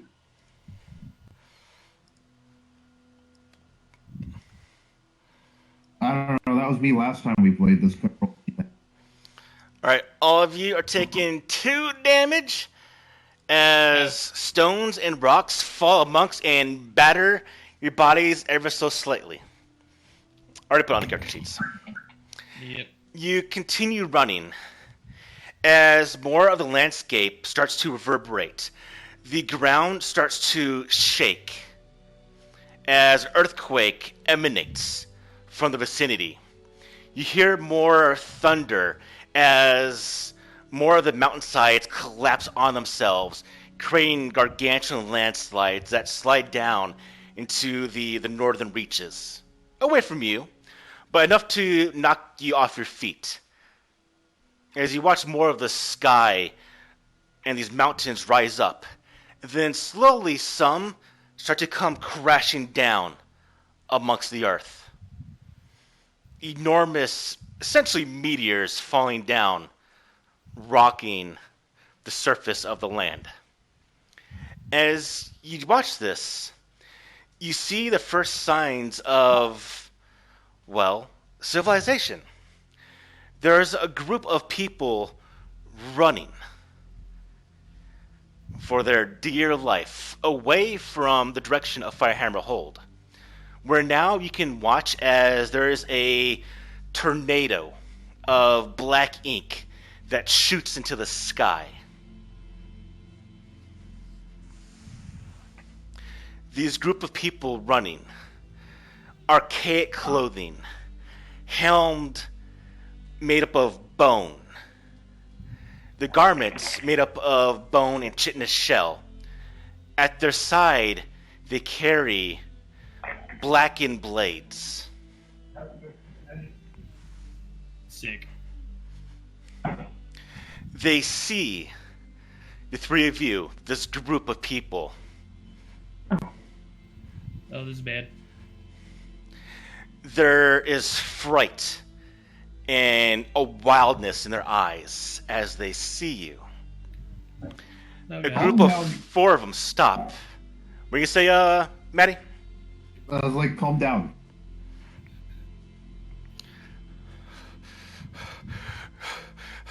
No! No! And they're speaking in a very, very fluent celestial. Oh, fluent this time. Yes, fluent celestial. And they go, "We must own our place! No! We need to make their blood! We must own our place next to his side!"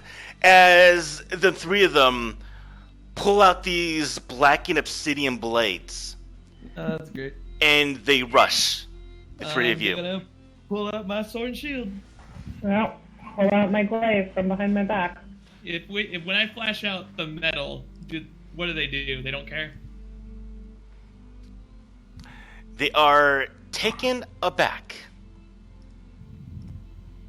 Alright, make it a comment mat up.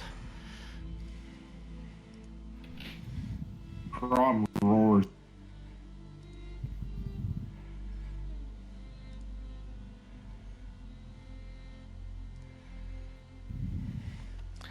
Now let's see, we'll use this.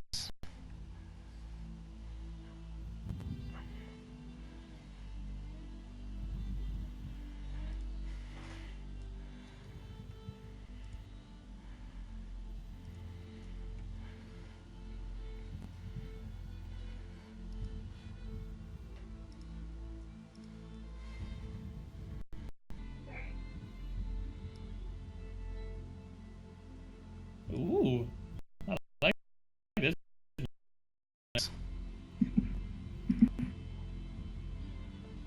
Probably a joke across from me inside that same ravine. I'm pretty much going to put him across from you, so I'll let you pick the starting point of the battlefield. Across from us where? Probably like right here. Well, I'm going to put him across from you, so Yeah. Like wherever you right put, across from you. Across? How across? Directly across. here. Like the opposite side. So if we're here, they're gonna be So, over like, there. here? That's... Right now. Okay. Alright. So, I'm going to move based on where you guys put yourself. Okay. I'm definitely behind the boys, for sure. Because I don't have any powers right now. Isn't that fun? But you do. I'm not using them. Okay. Alright, everyone, roll initiative. Alright, let's see how we're going to do this. Top of round 1, we got my 1st Legion soldier, Soldier of Al Kabor. Man, and I am going dead last. Oh noes.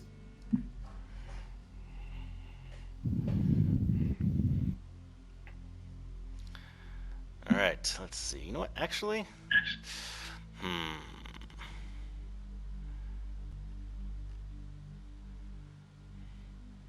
Yep. They're going to move there, and they are going to raise their shields. Or he does. He raises the shield. Yep. Mithra, it's on you.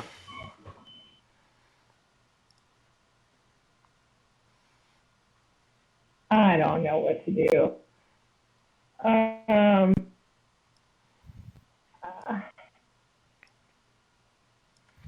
Maybe we can still talk our way out of it.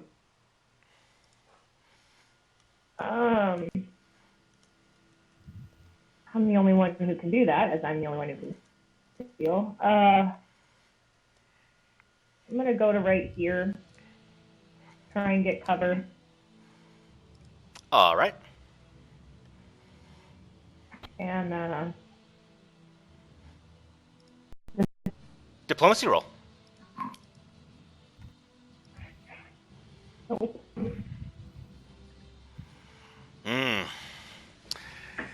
He looks at you, and he just goes,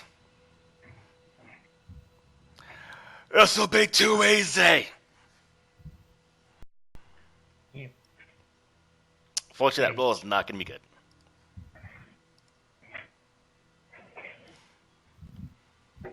And then, Paul, I'm going to raise my shield. All right. And that'll be my turn.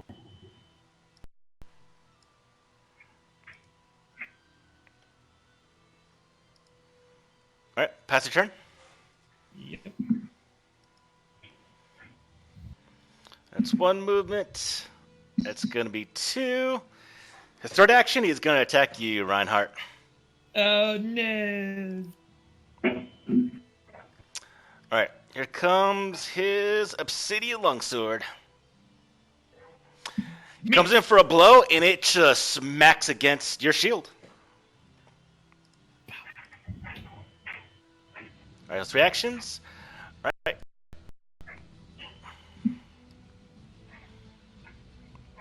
So that's... Yep, he is going to come in towards you. To act.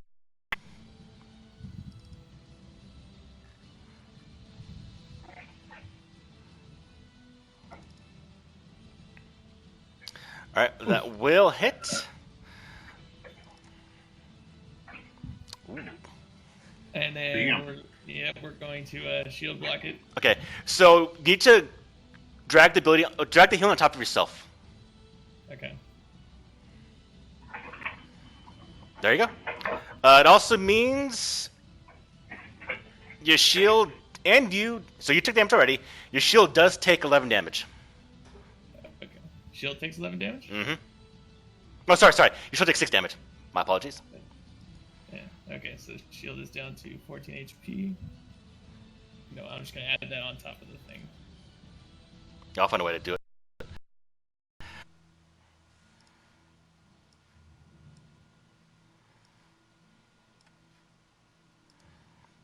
All right, Crom, it's on you.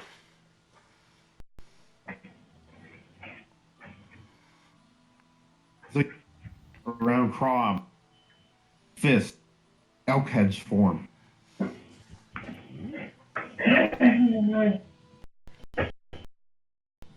And I'm going to use my sudden charge ability. So I'm going to charge up to this guy. All right.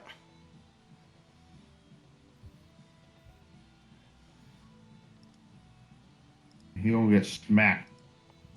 Do your worst. Ooh. Oh. All right, that'll do it, I guess. Ouch. He's got a shield block. Holy shit. All right.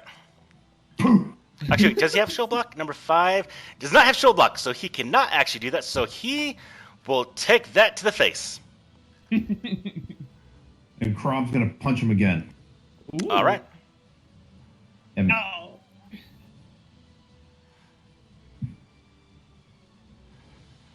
All right, top of round 2.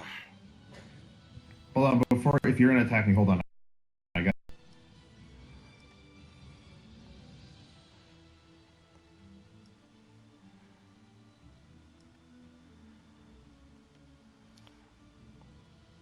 Yep.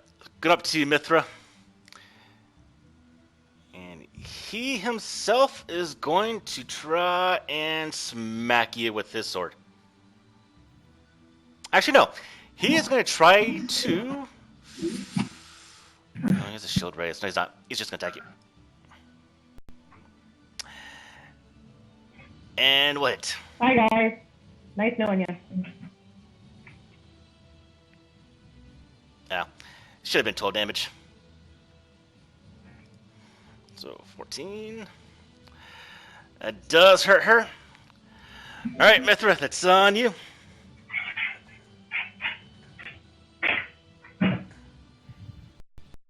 Only if they have attack of opportunity.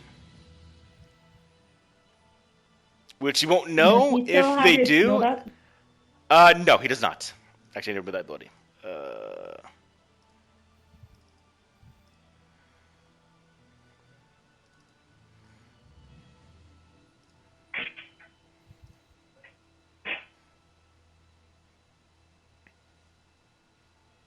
So, if they have attack of opportunity, they'll get to swing if you do cast a spell. If they don't have attack of opportunity, then you can cast as much as you want. Okay.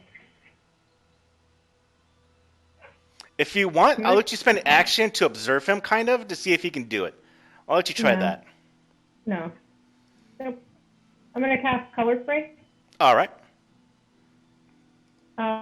It says 15-foot cone. So I don't know combat that well, so I can still move as long as I'm still within melee of him, correct? Well, if you don't have attack of opportunity, you can move around him as much as you want. Okay. So if that's the case, now, I don't know, looking at this terrain here, actually, I guess I can stay right where I'm at and get those two, correct? Mm-hmm. All right, well, then I'll just stay where I'm at and get the two. And it is a will save. All right, let's see. Do I click it myself? I'm not sure. See if it does it. Oh, I do. Yeah, I do click it myself. Let me target them. All right, one failed, one succeeded. All right, so on a success, the creature is dazzled 1 round. On a failure, the creature is stunned 1, blinded for 1 round, and dazzled for 1 minute. Okay, so the first one was...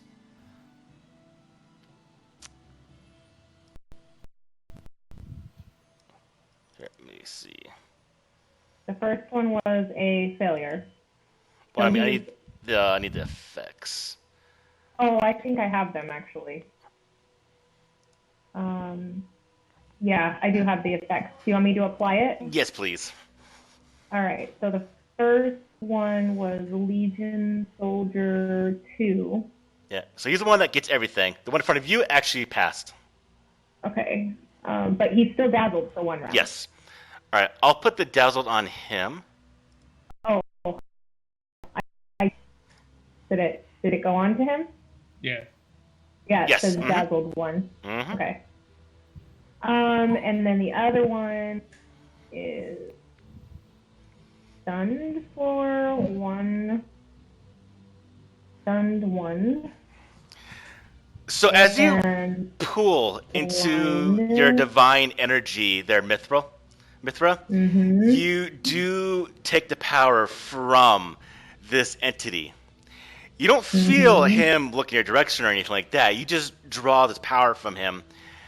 And it does fill you with a bit of anger when you do.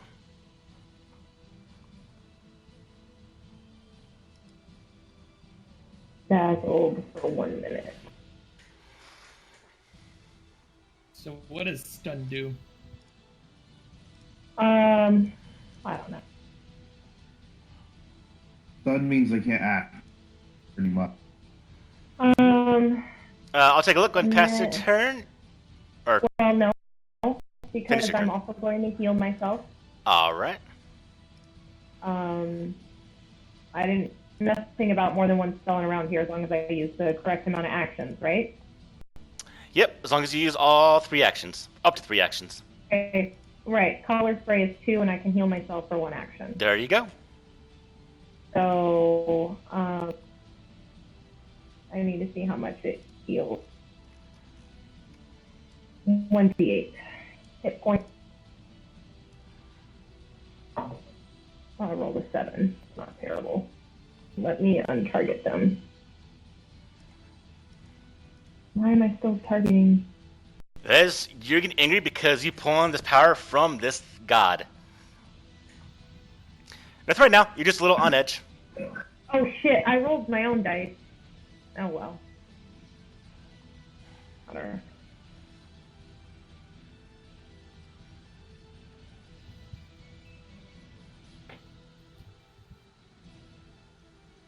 Okay. Okay, so stun 1 means he loses 1 action. Okay, so you lost 1 action? Yeah. Alright, well. I'm gonna target this guy. Why don't you move in between them and then we get flanking? Really now. Indeedio. Flank it. Alright. And then yeah, we're gonna make just one Which attack. one are you- Also. I'm attacking the one one are to you- my left. Okay. +2. So I'm gonna attack the Legion soldier there. Yep. So it will now be him at flat-footed. So get +2 to your roll. So that's 2 modifier. Mm-hmm. Okay. I'm going to use power attack, which allows me just to take a 2 hit. It makes as my attacks are 2 on this attack modifier. But if I hit him, I get double damage. Okay. So that. Oh no, that's a straight miss. Ugh. Alright. Well, do I still get the +2? Yeah. You're flanking. Alright. So the -1, see if that hits. Oh, hopefully it does. Boys.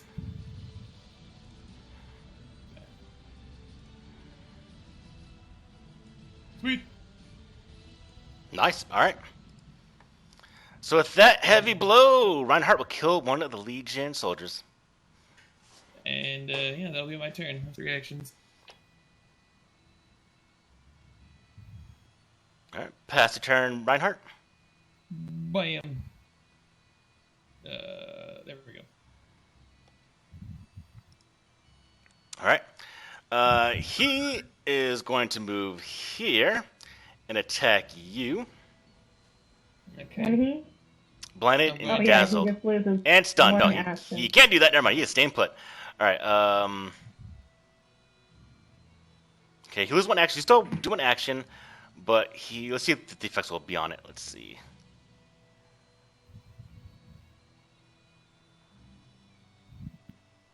Okay, doesn't do the dazzle apparently. All right. By the way, he is done. I'm going to raise my shield in response. Okay. Okay. Go for it.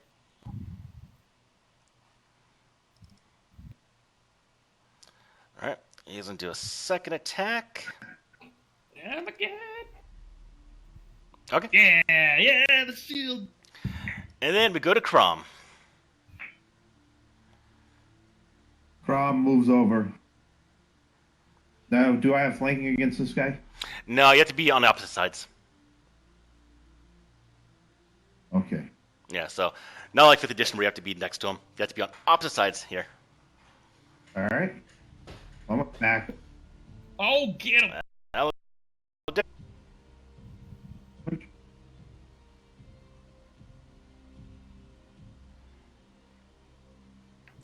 All right, blow into the soldier. He's a bit hurt. Mac him again.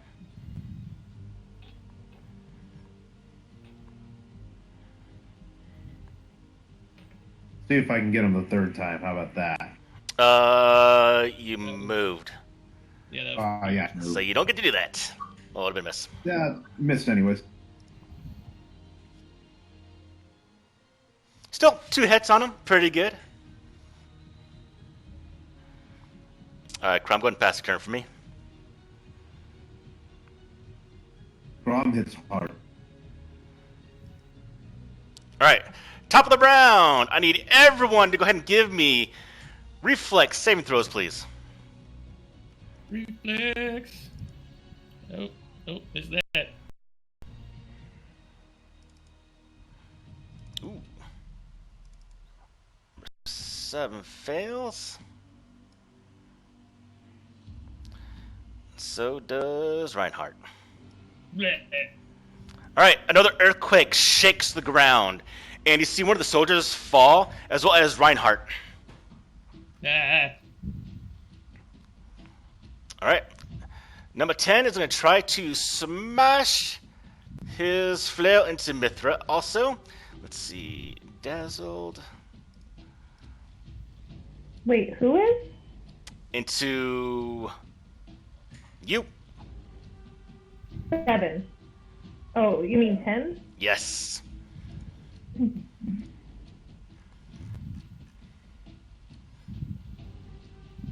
Okay, Doesn't work. so they're concealed. So what's concealed do?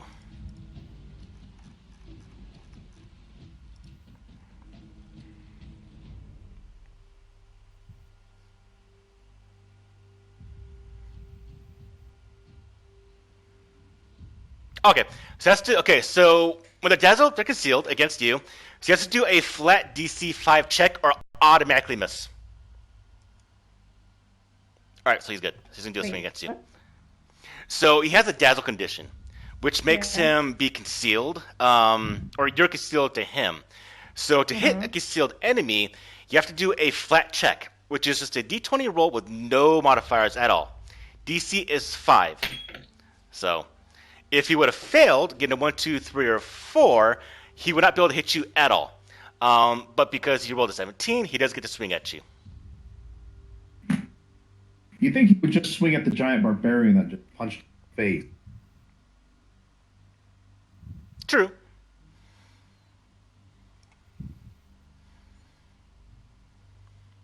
And well, he does. Why didn't he attack me? That's it.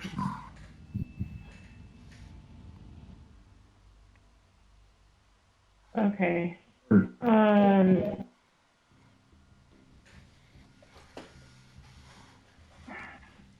I'm assuming if I use more magic, I don't do. Yes. But there's no effect right now. And it probably won't be an effect. It's just to get you an idea of something.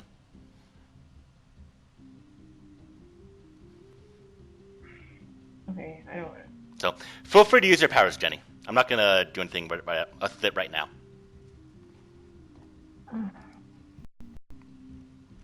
Okay. I don't know. I think I'm gonna back up one. All right. And I'm gonna try and stab him with my glaive. All right.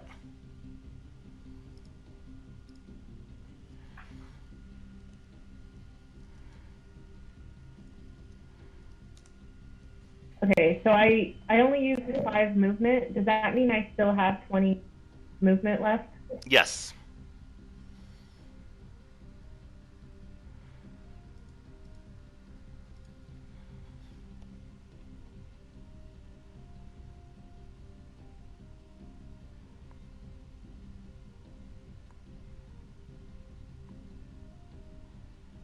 Good. Okay. Fantastic. All right, Barnhart. You are prone on the ground. So if you Okay. attack while prone, it's a -2 to all attack rolls, or you spend action to get up. I'm gonna spend action to get up. Okay. So we'll go ahead and remove prone from you. And then, seeing as they didn't get an attack of opportunity, well, I'm gonna move around that guy and go to All Legion Soldier right. 10. And then, beat up Legion Soldier number 10. Modifier. Oh my god, what is that? No, not that roll. There. Try number 2. Oh my goodness. And Nope. that'll be my turn. They laugh at you.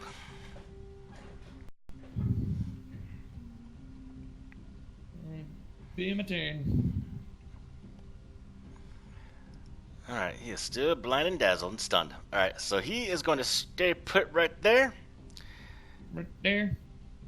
Blinded and dazzled.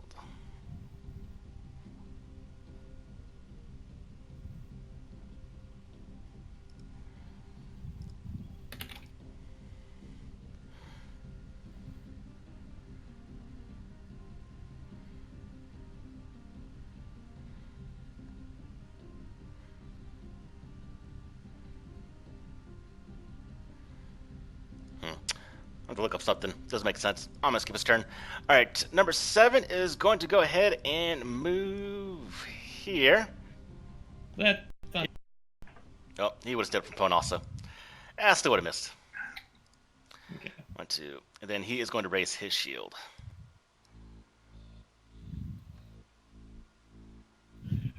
I come beat them up. See, the problem is where you position yourself means I can't get flanking on but one of them. Which I'm going to attack now. But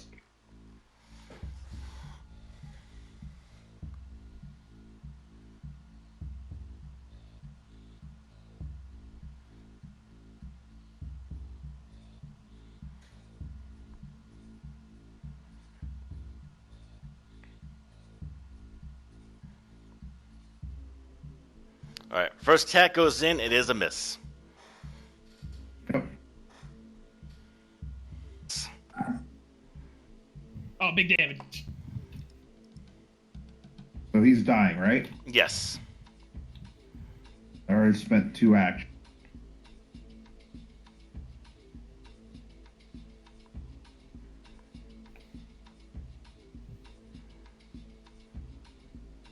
I guess I can go and flank him. There we go. Absolutely. I'm gonna move right there. All right, Crump, pass turn to Mithra.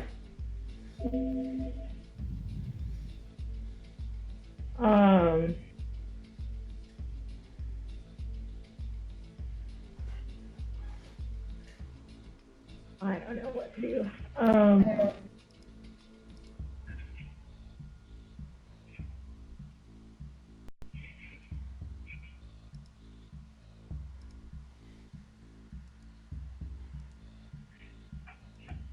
I'm gonna move here. All right. That doesn't, now it says 25 feet, before it's 35. I moved 1. Oh, it does count corners here, or diagonals. Oh. Yeah, it does. I Pathfinder did does not do know diagonals. that. Yeah, we don't use that in Starfinder, but yeah, your diagonals are 1, 2, 1, 2, Yeah. 1, 2. Oh, okay. Either way, and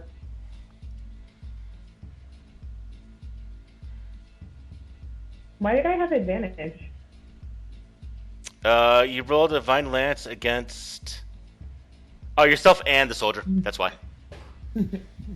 Well, you missed Oh. yourself, but you hit the soldier, which is good. Whoops! I didn't know I was targeting myself. Okay. I don't know how much damage it does. I don't remember. Should be on the character sheet. Ooh, it's not. Okay. Yeah. Is 1d4 plus your modifier. I think that's +4. Yeah, 1d4 + 4 then. Yep, I'll make that thing right now for you. Okay.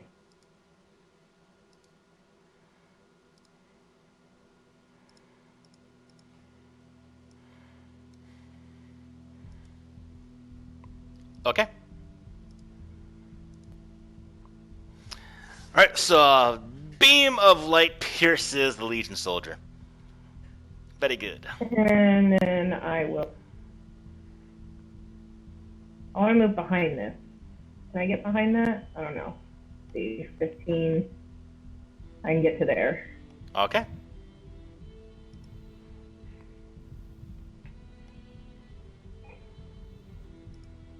Two. Go ahead and try to power attack him. Yeah! 2d8s. Ooh, good damage. Oh! Well, that'll end his life. And then I'll spend my last action raising my shield. Alright. That'll be my turn. And this guy, just not knowing what to do with his life. Yeah, he is running the hell out of there. He's running. He's gone.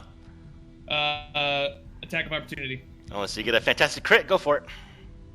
Unless I get a fantastic crit. Well...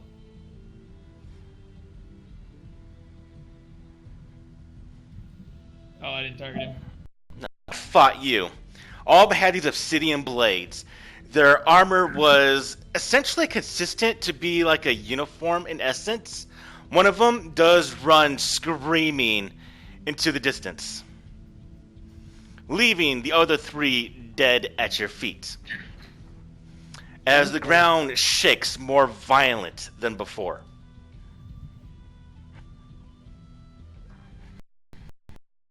Let's calm Braun down. Actually, both of you are mad. You're raging. I don't know what's going on with Mithra. You said she's angry right now. Or that you said it has no effect. Not anymore. Okay.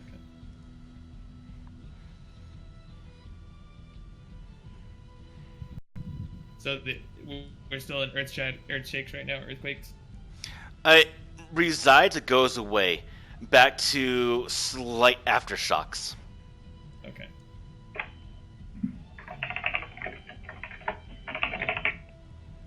So that obsidian blade, is it? Can I look at it? Jenny's Massive keyboard.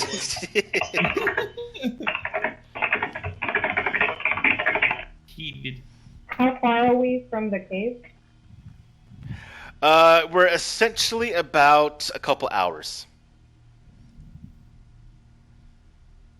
You guys still want to go there? Well, I want to check these corpses first. We might be. Okay. Healing potion. Yeah. Wait, what? Where to look at the dead bodies, see if they have anything in there.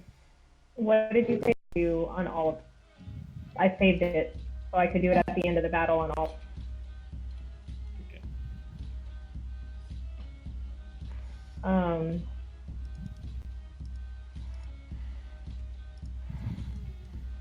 Well, it doesn't say how much it heals for the 30-foot emanation. If you look at the heal spell. Let's see. You disperse positive energy in a 30-foot emanation.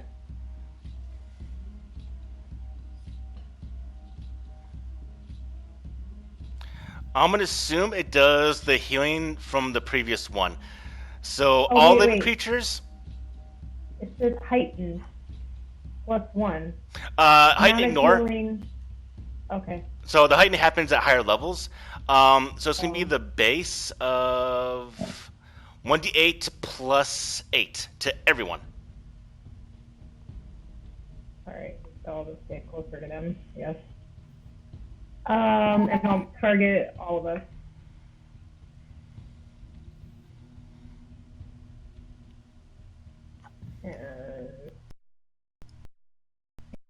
Yes. Oh, Nice. Wow. All right, that's a good roll. Max health. I no longer have any healing capabilities, though, so there's that.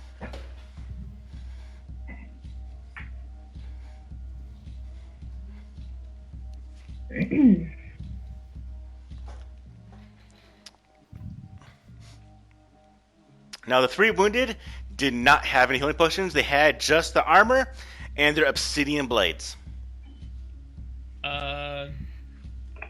That armor, would you consider it better than hide at the moment? No. Okay. It's just made from bone and shit and Yeah. stuff. But the obsidian blades, though. For all intents and purposes, obsidian blades are a lesser quality of longsword. Okay, no problem.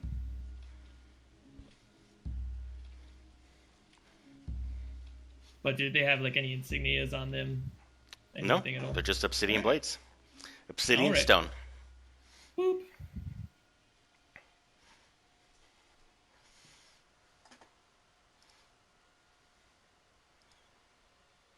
Then, yeah, I agree.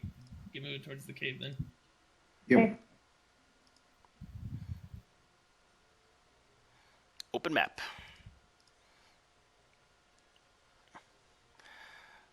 We'll use Jenny's token. Alright.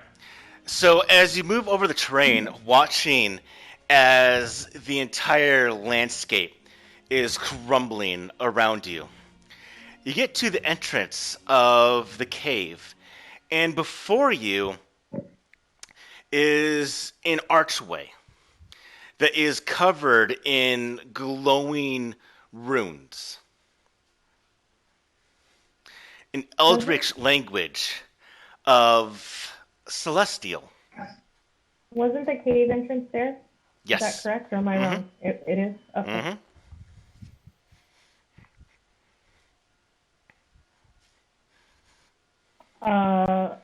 Okay. Is the archway open? It is. The runes on it are lit in a arcane energy when another earthquake shakes the area and a crack strikes down into the runes and sets them off into a brilliant explosion of arcane energy, leaving the entrance still there, but it shows the interior of a giant hallway of dwarven crafted stone. And in the middle, glowing in arcane energy, is a circle on the ground with various glyphs around it. And on the ground next to it is a lone figure in armor, sitting on the ground, breathing heavily, wearing archaic armor. Very, very old, but very majestic, I want to say. Ooh. Finely wrought. Fancy way to say it, Paul. A what? Finely wrought. Yes. Yeah. Yeah.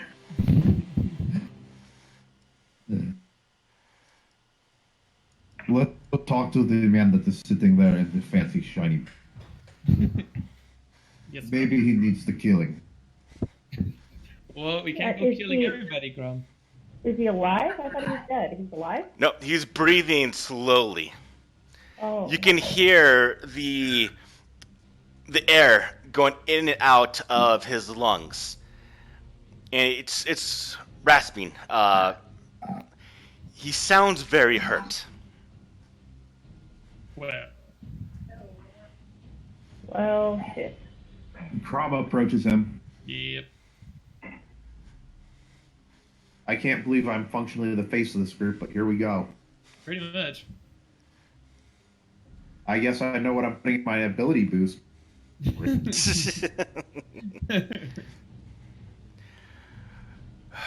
I didn't even. Have we made it in the archway yet? I wasn't sure if we'd gotten. Yeah, we're in the cave. No, we're in the cave already. Yeah, they went to the Oh. cave. Okay. Well, I mean, I have no problem going up to him, Cross. You stay back. He can't hit you as hard as he can hit you harder. As you get close to Crom, you see that both his hands are gone. Oof. Ooh. I guess he's not hitting anyone. Yeah. Who Is it okay? live? What? Are you alive? Oh. Only just. But I am afraid my time is now done. Time?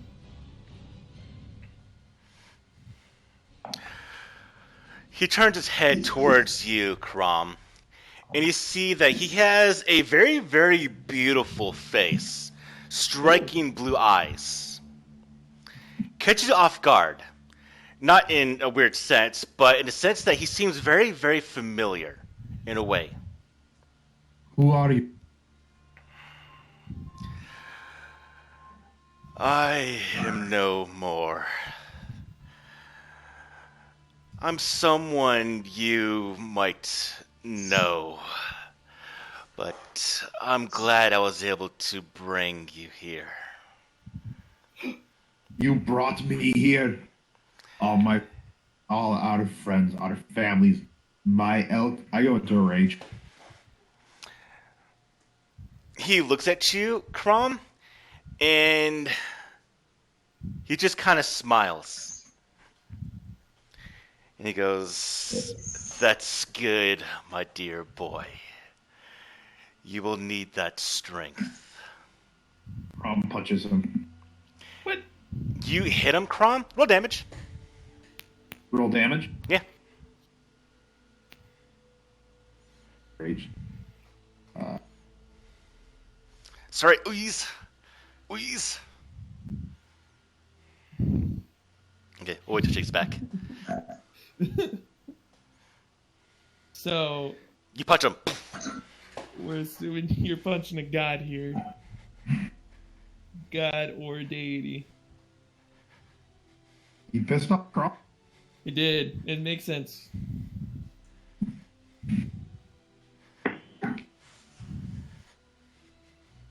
It makes sense. And then he's just gonna laugh the entire time. We shall continue with Jenny. I'm still listening. I'm just switching over. Ooh, that is loud in the background. Sorry. I have to switch. Yeah. I'm still listening. You guys can go ahead. Oh, okay. All right. So you punch this figure, Crom. His head doesn't budge an inch, but he smiles through. He smiles at you, and he goes, "Now, why would you hit Gorham, the Lord in Iron, God of battle, strength, and weapons?" Gorham? Does Crom recognize the name Gorham? Gorham is the god of war. Yeah, Crom. Yeah, you know him. You would know him. So Crom goes because Gorham pissed Crom off. Wait. Gorham. We heard that all the lords died. and in a few moments they will be. You aren't supposed to die. You're not allowed to die. I'm afraid that's not up to me. Alcobor is the one. What, Jenny? I don't actually have any physical healing spells left. But can I try to use my healer's kit to help him in any way? You go down, you break down in front of you, start breaking out your healer's kit, you go to apply it to him, and he kind of turns towards you, Mithrin, and he goes, "There's no need. I'm beyond any mortals or even any god's means now." But I bring Crom here, as Crom is just punching the wall to keep from punching the god. Crom, as it says Crom, your rage drops. Okay. And he goes, "Come here. I brought you here because I know all of us need you to fix what happened." His last laugh will be mine, not his. He thought he was going back to the beginning to start over. No. I crippled him, and he is in a different time now. Gathering power he will be, but you must stop him. Ow. He is a mortal now, in your realm. How hard does Crom need to hit him? Much harder than you hit me, Crom. Much, much harder. And there's nothing we can do to help you? Are you sure you're beyond saving? How do you know that? Because of what I'm about to do. I realize what's going to go on now. You might catch this. I did put him in different places. Oh no. Find them. Break them.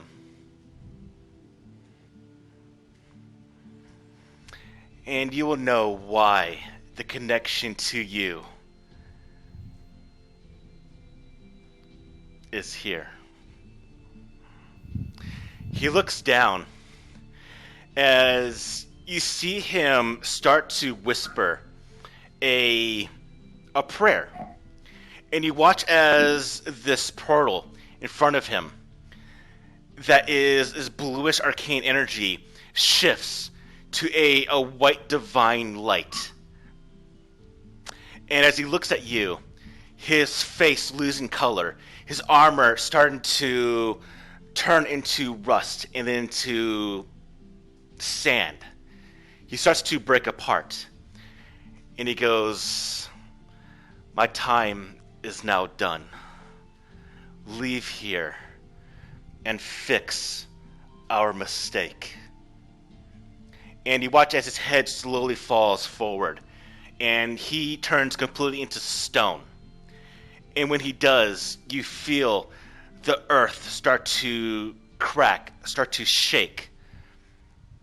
The ground starts to fall apart. In the portal we go. Wait, we're falling? He opened a portal for us. Okay. So I think we have to jump through the portal. I think that's what Crop said too. jump through the portal. Okay. Dive. So you rush into the portal. As you watch the planet itself crumble on itself and then shatter into a billion stars. And you're yanked out of this plane and you black out. And you wake up on the ground. Cool grass touching your cheek. The birds in the sky.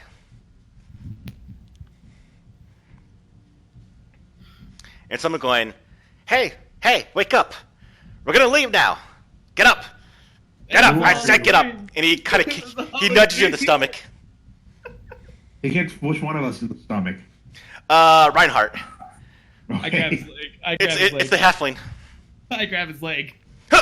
He dodges back. You're still okay. You're kind of slow. Not this time. Don't do that again. Come on, we're going. Going where? Back to Daggerford. Would you sleep through the entire night? Come on! As you watch as the elk are being connected to the three wagons. At this point, I'm like doing that full body check, like I'm touching my shoulders, arms, legs, making sure things. That's Elthon, I'm assuming. Yes. Looks like we're back home. I immediately reach out for my deity. You feel her in all her glory.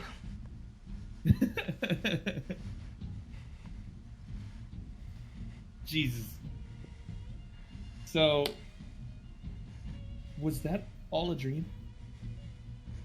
I don't think so. Or was it a vision of things to come? Don't think it was a vision either. I think we were actually there, but not there. You understand? Oh, you must have dropped this. As Elton goes and actually holds up a stone talisman in front of you, Mithra. Oh my god. He goes, you must have dropped this. And he hands it towards you. And I'll take it. I also want to see if I can try and heal the god of war. Got him. You want me to roll for that? You can, but give me a second. Okay. He looks at you kind of curiously and he goes, it's interesting that you carry that. Do you mind me asking where you got it? I don't know if I want to. Lie to him. Tell him it's from a dear friend. You know, Elthon, I mean absolutely no disrespect, but I'd rather not disclose that. And I'll put it on and tuck it into my cloak.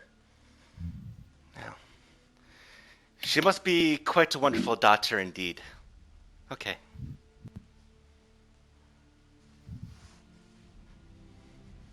It is a beautiful name. He could read it?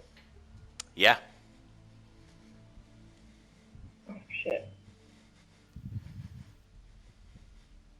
But it still looks the same to me. I don't Yes. know what it says. Mm-hmm.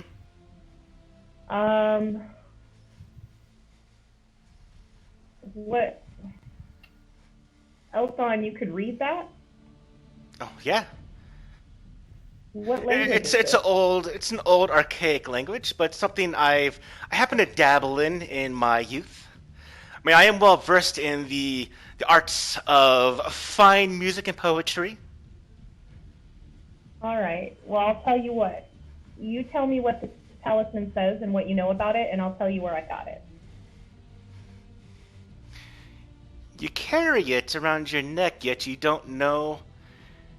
You're not the one that it belongs to, is it? It was given to me, so yes, it belongs to me now. Well, it is a vow, a wedding gift from a mother to a daughter. The name, Lystra, very beautiful.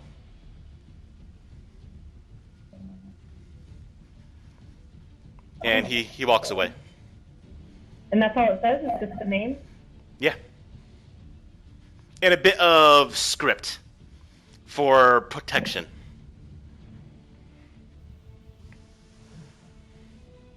Okay. Well, they did, where we were at, they did call the moon Lystra's light. Yeah.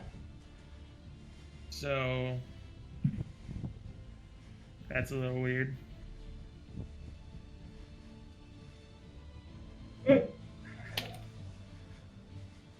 And he walks away after that? Yeah. All right. Can I see if I can feel the god of war? You can feel the various gods, and yes, you can feel the god of war. You broke out, Paul. Yes, you can feel Gorum. You can feel his presence.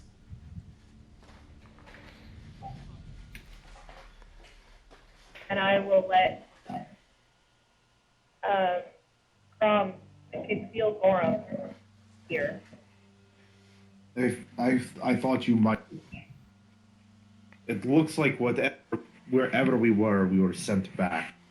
I think we were supposed to stop Alcabor. I think so too. Or Wrathcall is his name.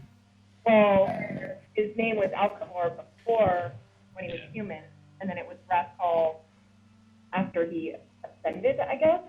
No, Yeah. no. So his name by the elves was Wrathcall. The humans called him Alcabor. Okay. I think we need to start in Dagger. There's an uprising, chaos. Right. At least given to our guy, he says that he rallied adventurers to fight a god who wronged him. Yes, that's why we need to go to big city, listen for rumors. And he's supposedly in pieces currently. I believe so, according to Gorum. He was shot out across time. I believe whatever happened, it started here in our time.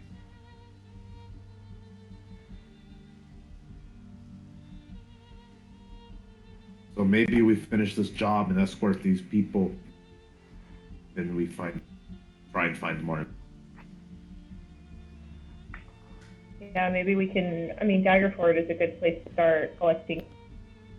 Pretty. That, or we abandon them and go right to Firehammer Hold, where it's all went south first, where the final battle is fought. I don't think we can abandon them. I think we're getting paid for it. Yeah, but what's more important here?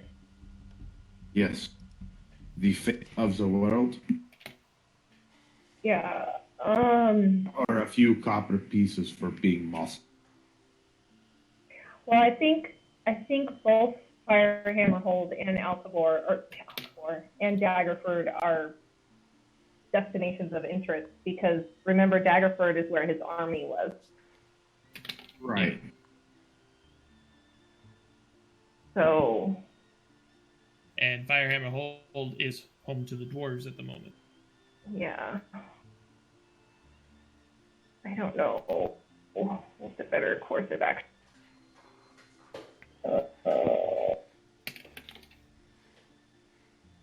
Do we still have those obsidian blades? You do. You've had it on you. They're with you. I look at the elk skull on my shoulder, and I look at one of the elks. It does you a little bit. It's his skull. It is his skull. It's a little weird. That is weird. And then he just...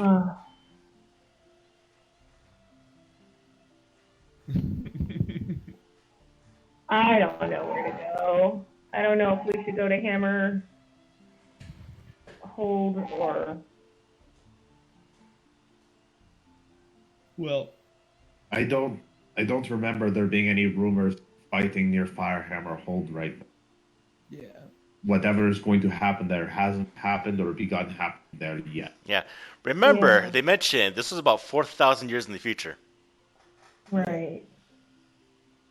So maybe we start Sorry, dagger.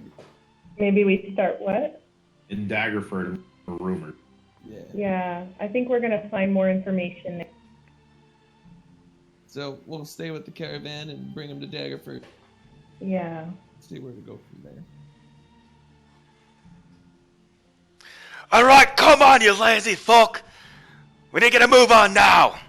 As the wagon masters are getting the rest of the people stirred up. Is that lake still wandering around? Did he just call us a lazy fuck? He's called everyone that. Rude. Rude. Come on, let's get going. He starts pushing the wagons forward. He's at the lead. As the other group of guards circle around the three wagons. They start to rumble forward on wagon wheels. Well, guess we better get going then. Yep. You look over and you see a small tree, half split. You see a small kobold head pop up and then back down. Oof. Not again. No, not doing it again. As we're walking with the caravan, I'd like to approach Elson. Yes, my dear. Can I help you? Elson, what can you tell me of Lystra? You know? No, I just know the name. I think it's quite pretty.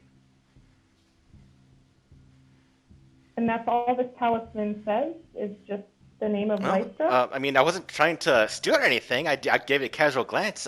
Can I look at it? And he holds out a hand. I'll pull it out. Can I know this is kind of terrible, but I just have learned my lesson. And I don't remember what kind of check it is, to see if he is telling the truth. The perception. So in this case, no. So this would actually be, well, here. I have to figure it out. So if he's lying to you, I'd actually would roll my lying skill against your perception. But he's not trying to lie. So you know what? In this case, yeah, I'll give you, go ahead and do a perception. This would be against his deceiving DC. Which you don't know what deceiving DC is. So he does seem to be telling the truth. He's holding out a hand. He's walking with the wagon. He is a halfling, so he can't run as fast as you. Okay. Well, and I have other ways of... So I'll go ahead and hand it to him. As you catch all walking with the wagons next to you, he starts looking over. He pulls out an actual magnifying glass and starts looking at it. He goes, "This is really, really well made. Oh, whoever gave this to you must have really been... yeah, there's some script on here. It's a wedding gift, to Oh, it's okay. Okay, I see. This was meant for the bride and the groom. This was from the mother. The man. I can't quite make out his name, but the daughter is Lystra, and the man's name. Let's see. I haven't read this language too much. The man's name is Elaraska. Yes, Elaraska.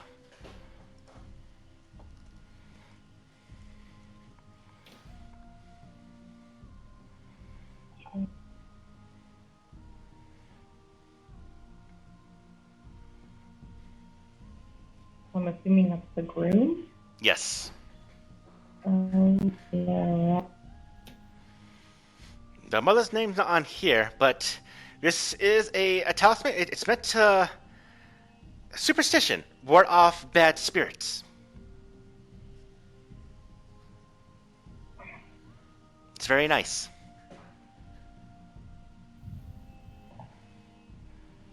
And he hands it back to you, Mithra. Okay. Thank you, Elthon. You're welcome. And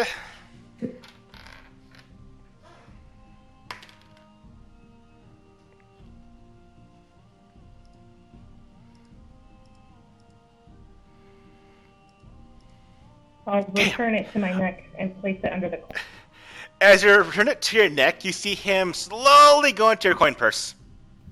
And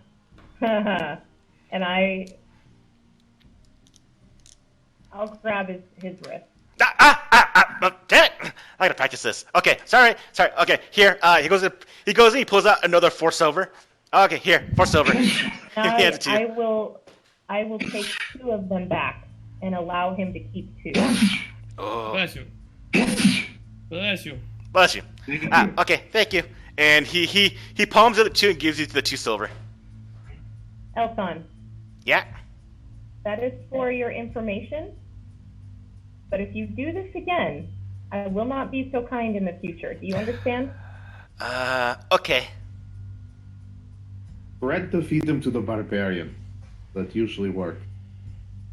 I'll give you to the barbarian. Yeah.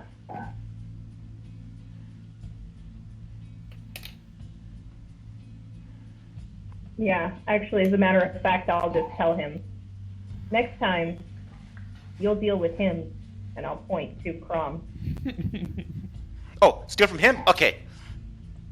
No, wait, what? No, that is not what Elthon? Okay. I gotta get better at this. No, you really don't. You probably should choose a different profession. You really suck at it. Well, no. I am a fantastic singer. I tell you. I can get any talents folk to do anything for me. I just can't steal too well. I'm practicing. Well, just continue singing. Okay. He pulls out a lute. He starts streaming. He starts doing like a small tune. Quickly raise the spirits of the group. Or the caravan. I'll sing along with his lute playing. Yes, he's actually a very fantastic singer. He just sucks at stealing. So he's a great bard. Yes. Oh, I'm not a very good singer.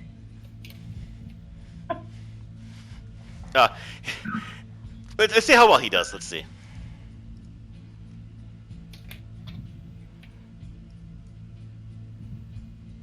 Okay. So he is good. He's a good. He helps you out. A couple times he's like, ugh.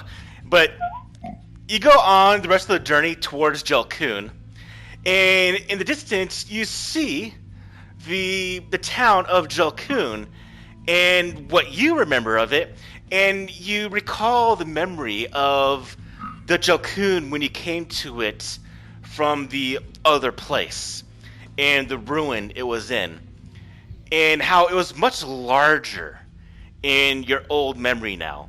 Right now, it seems like a new city, although it's not new, but from your experience, it seems new now.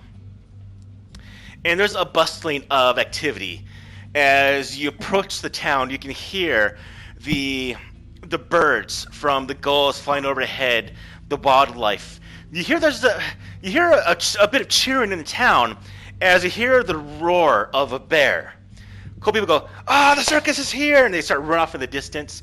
You can hear the anvil strikes of the weaponsmiths and the armorers in the town, the hawking of the wares by the peddlers as you're taking the wagon through the main street into the center of Jelkun. You hear the wagon master turn around to the group of you and goes, "All right, we got about 2 hours. Get your things, get your stuff, have some fun. We're leaving here. If you're not with us, we're leaving without you, and you're losing your pay." And with that, he sits down at the wagons. You see a couple of the elvish inventors come out of the wagons, conversing with each other. And the rest of the group essentially splinters off for the next few hours to have some entertainment, get some food, acquire some new wares. What would the three of you like to do? Well, I'm not sure if you're aware of the time. 5 o'clock, Paul. Yeah, That's so 4:45. should we stop here? It's a pretty good place to stop. Okay. Yeah. Then we will stop here. Y'all sound tired. All right, me and the stream.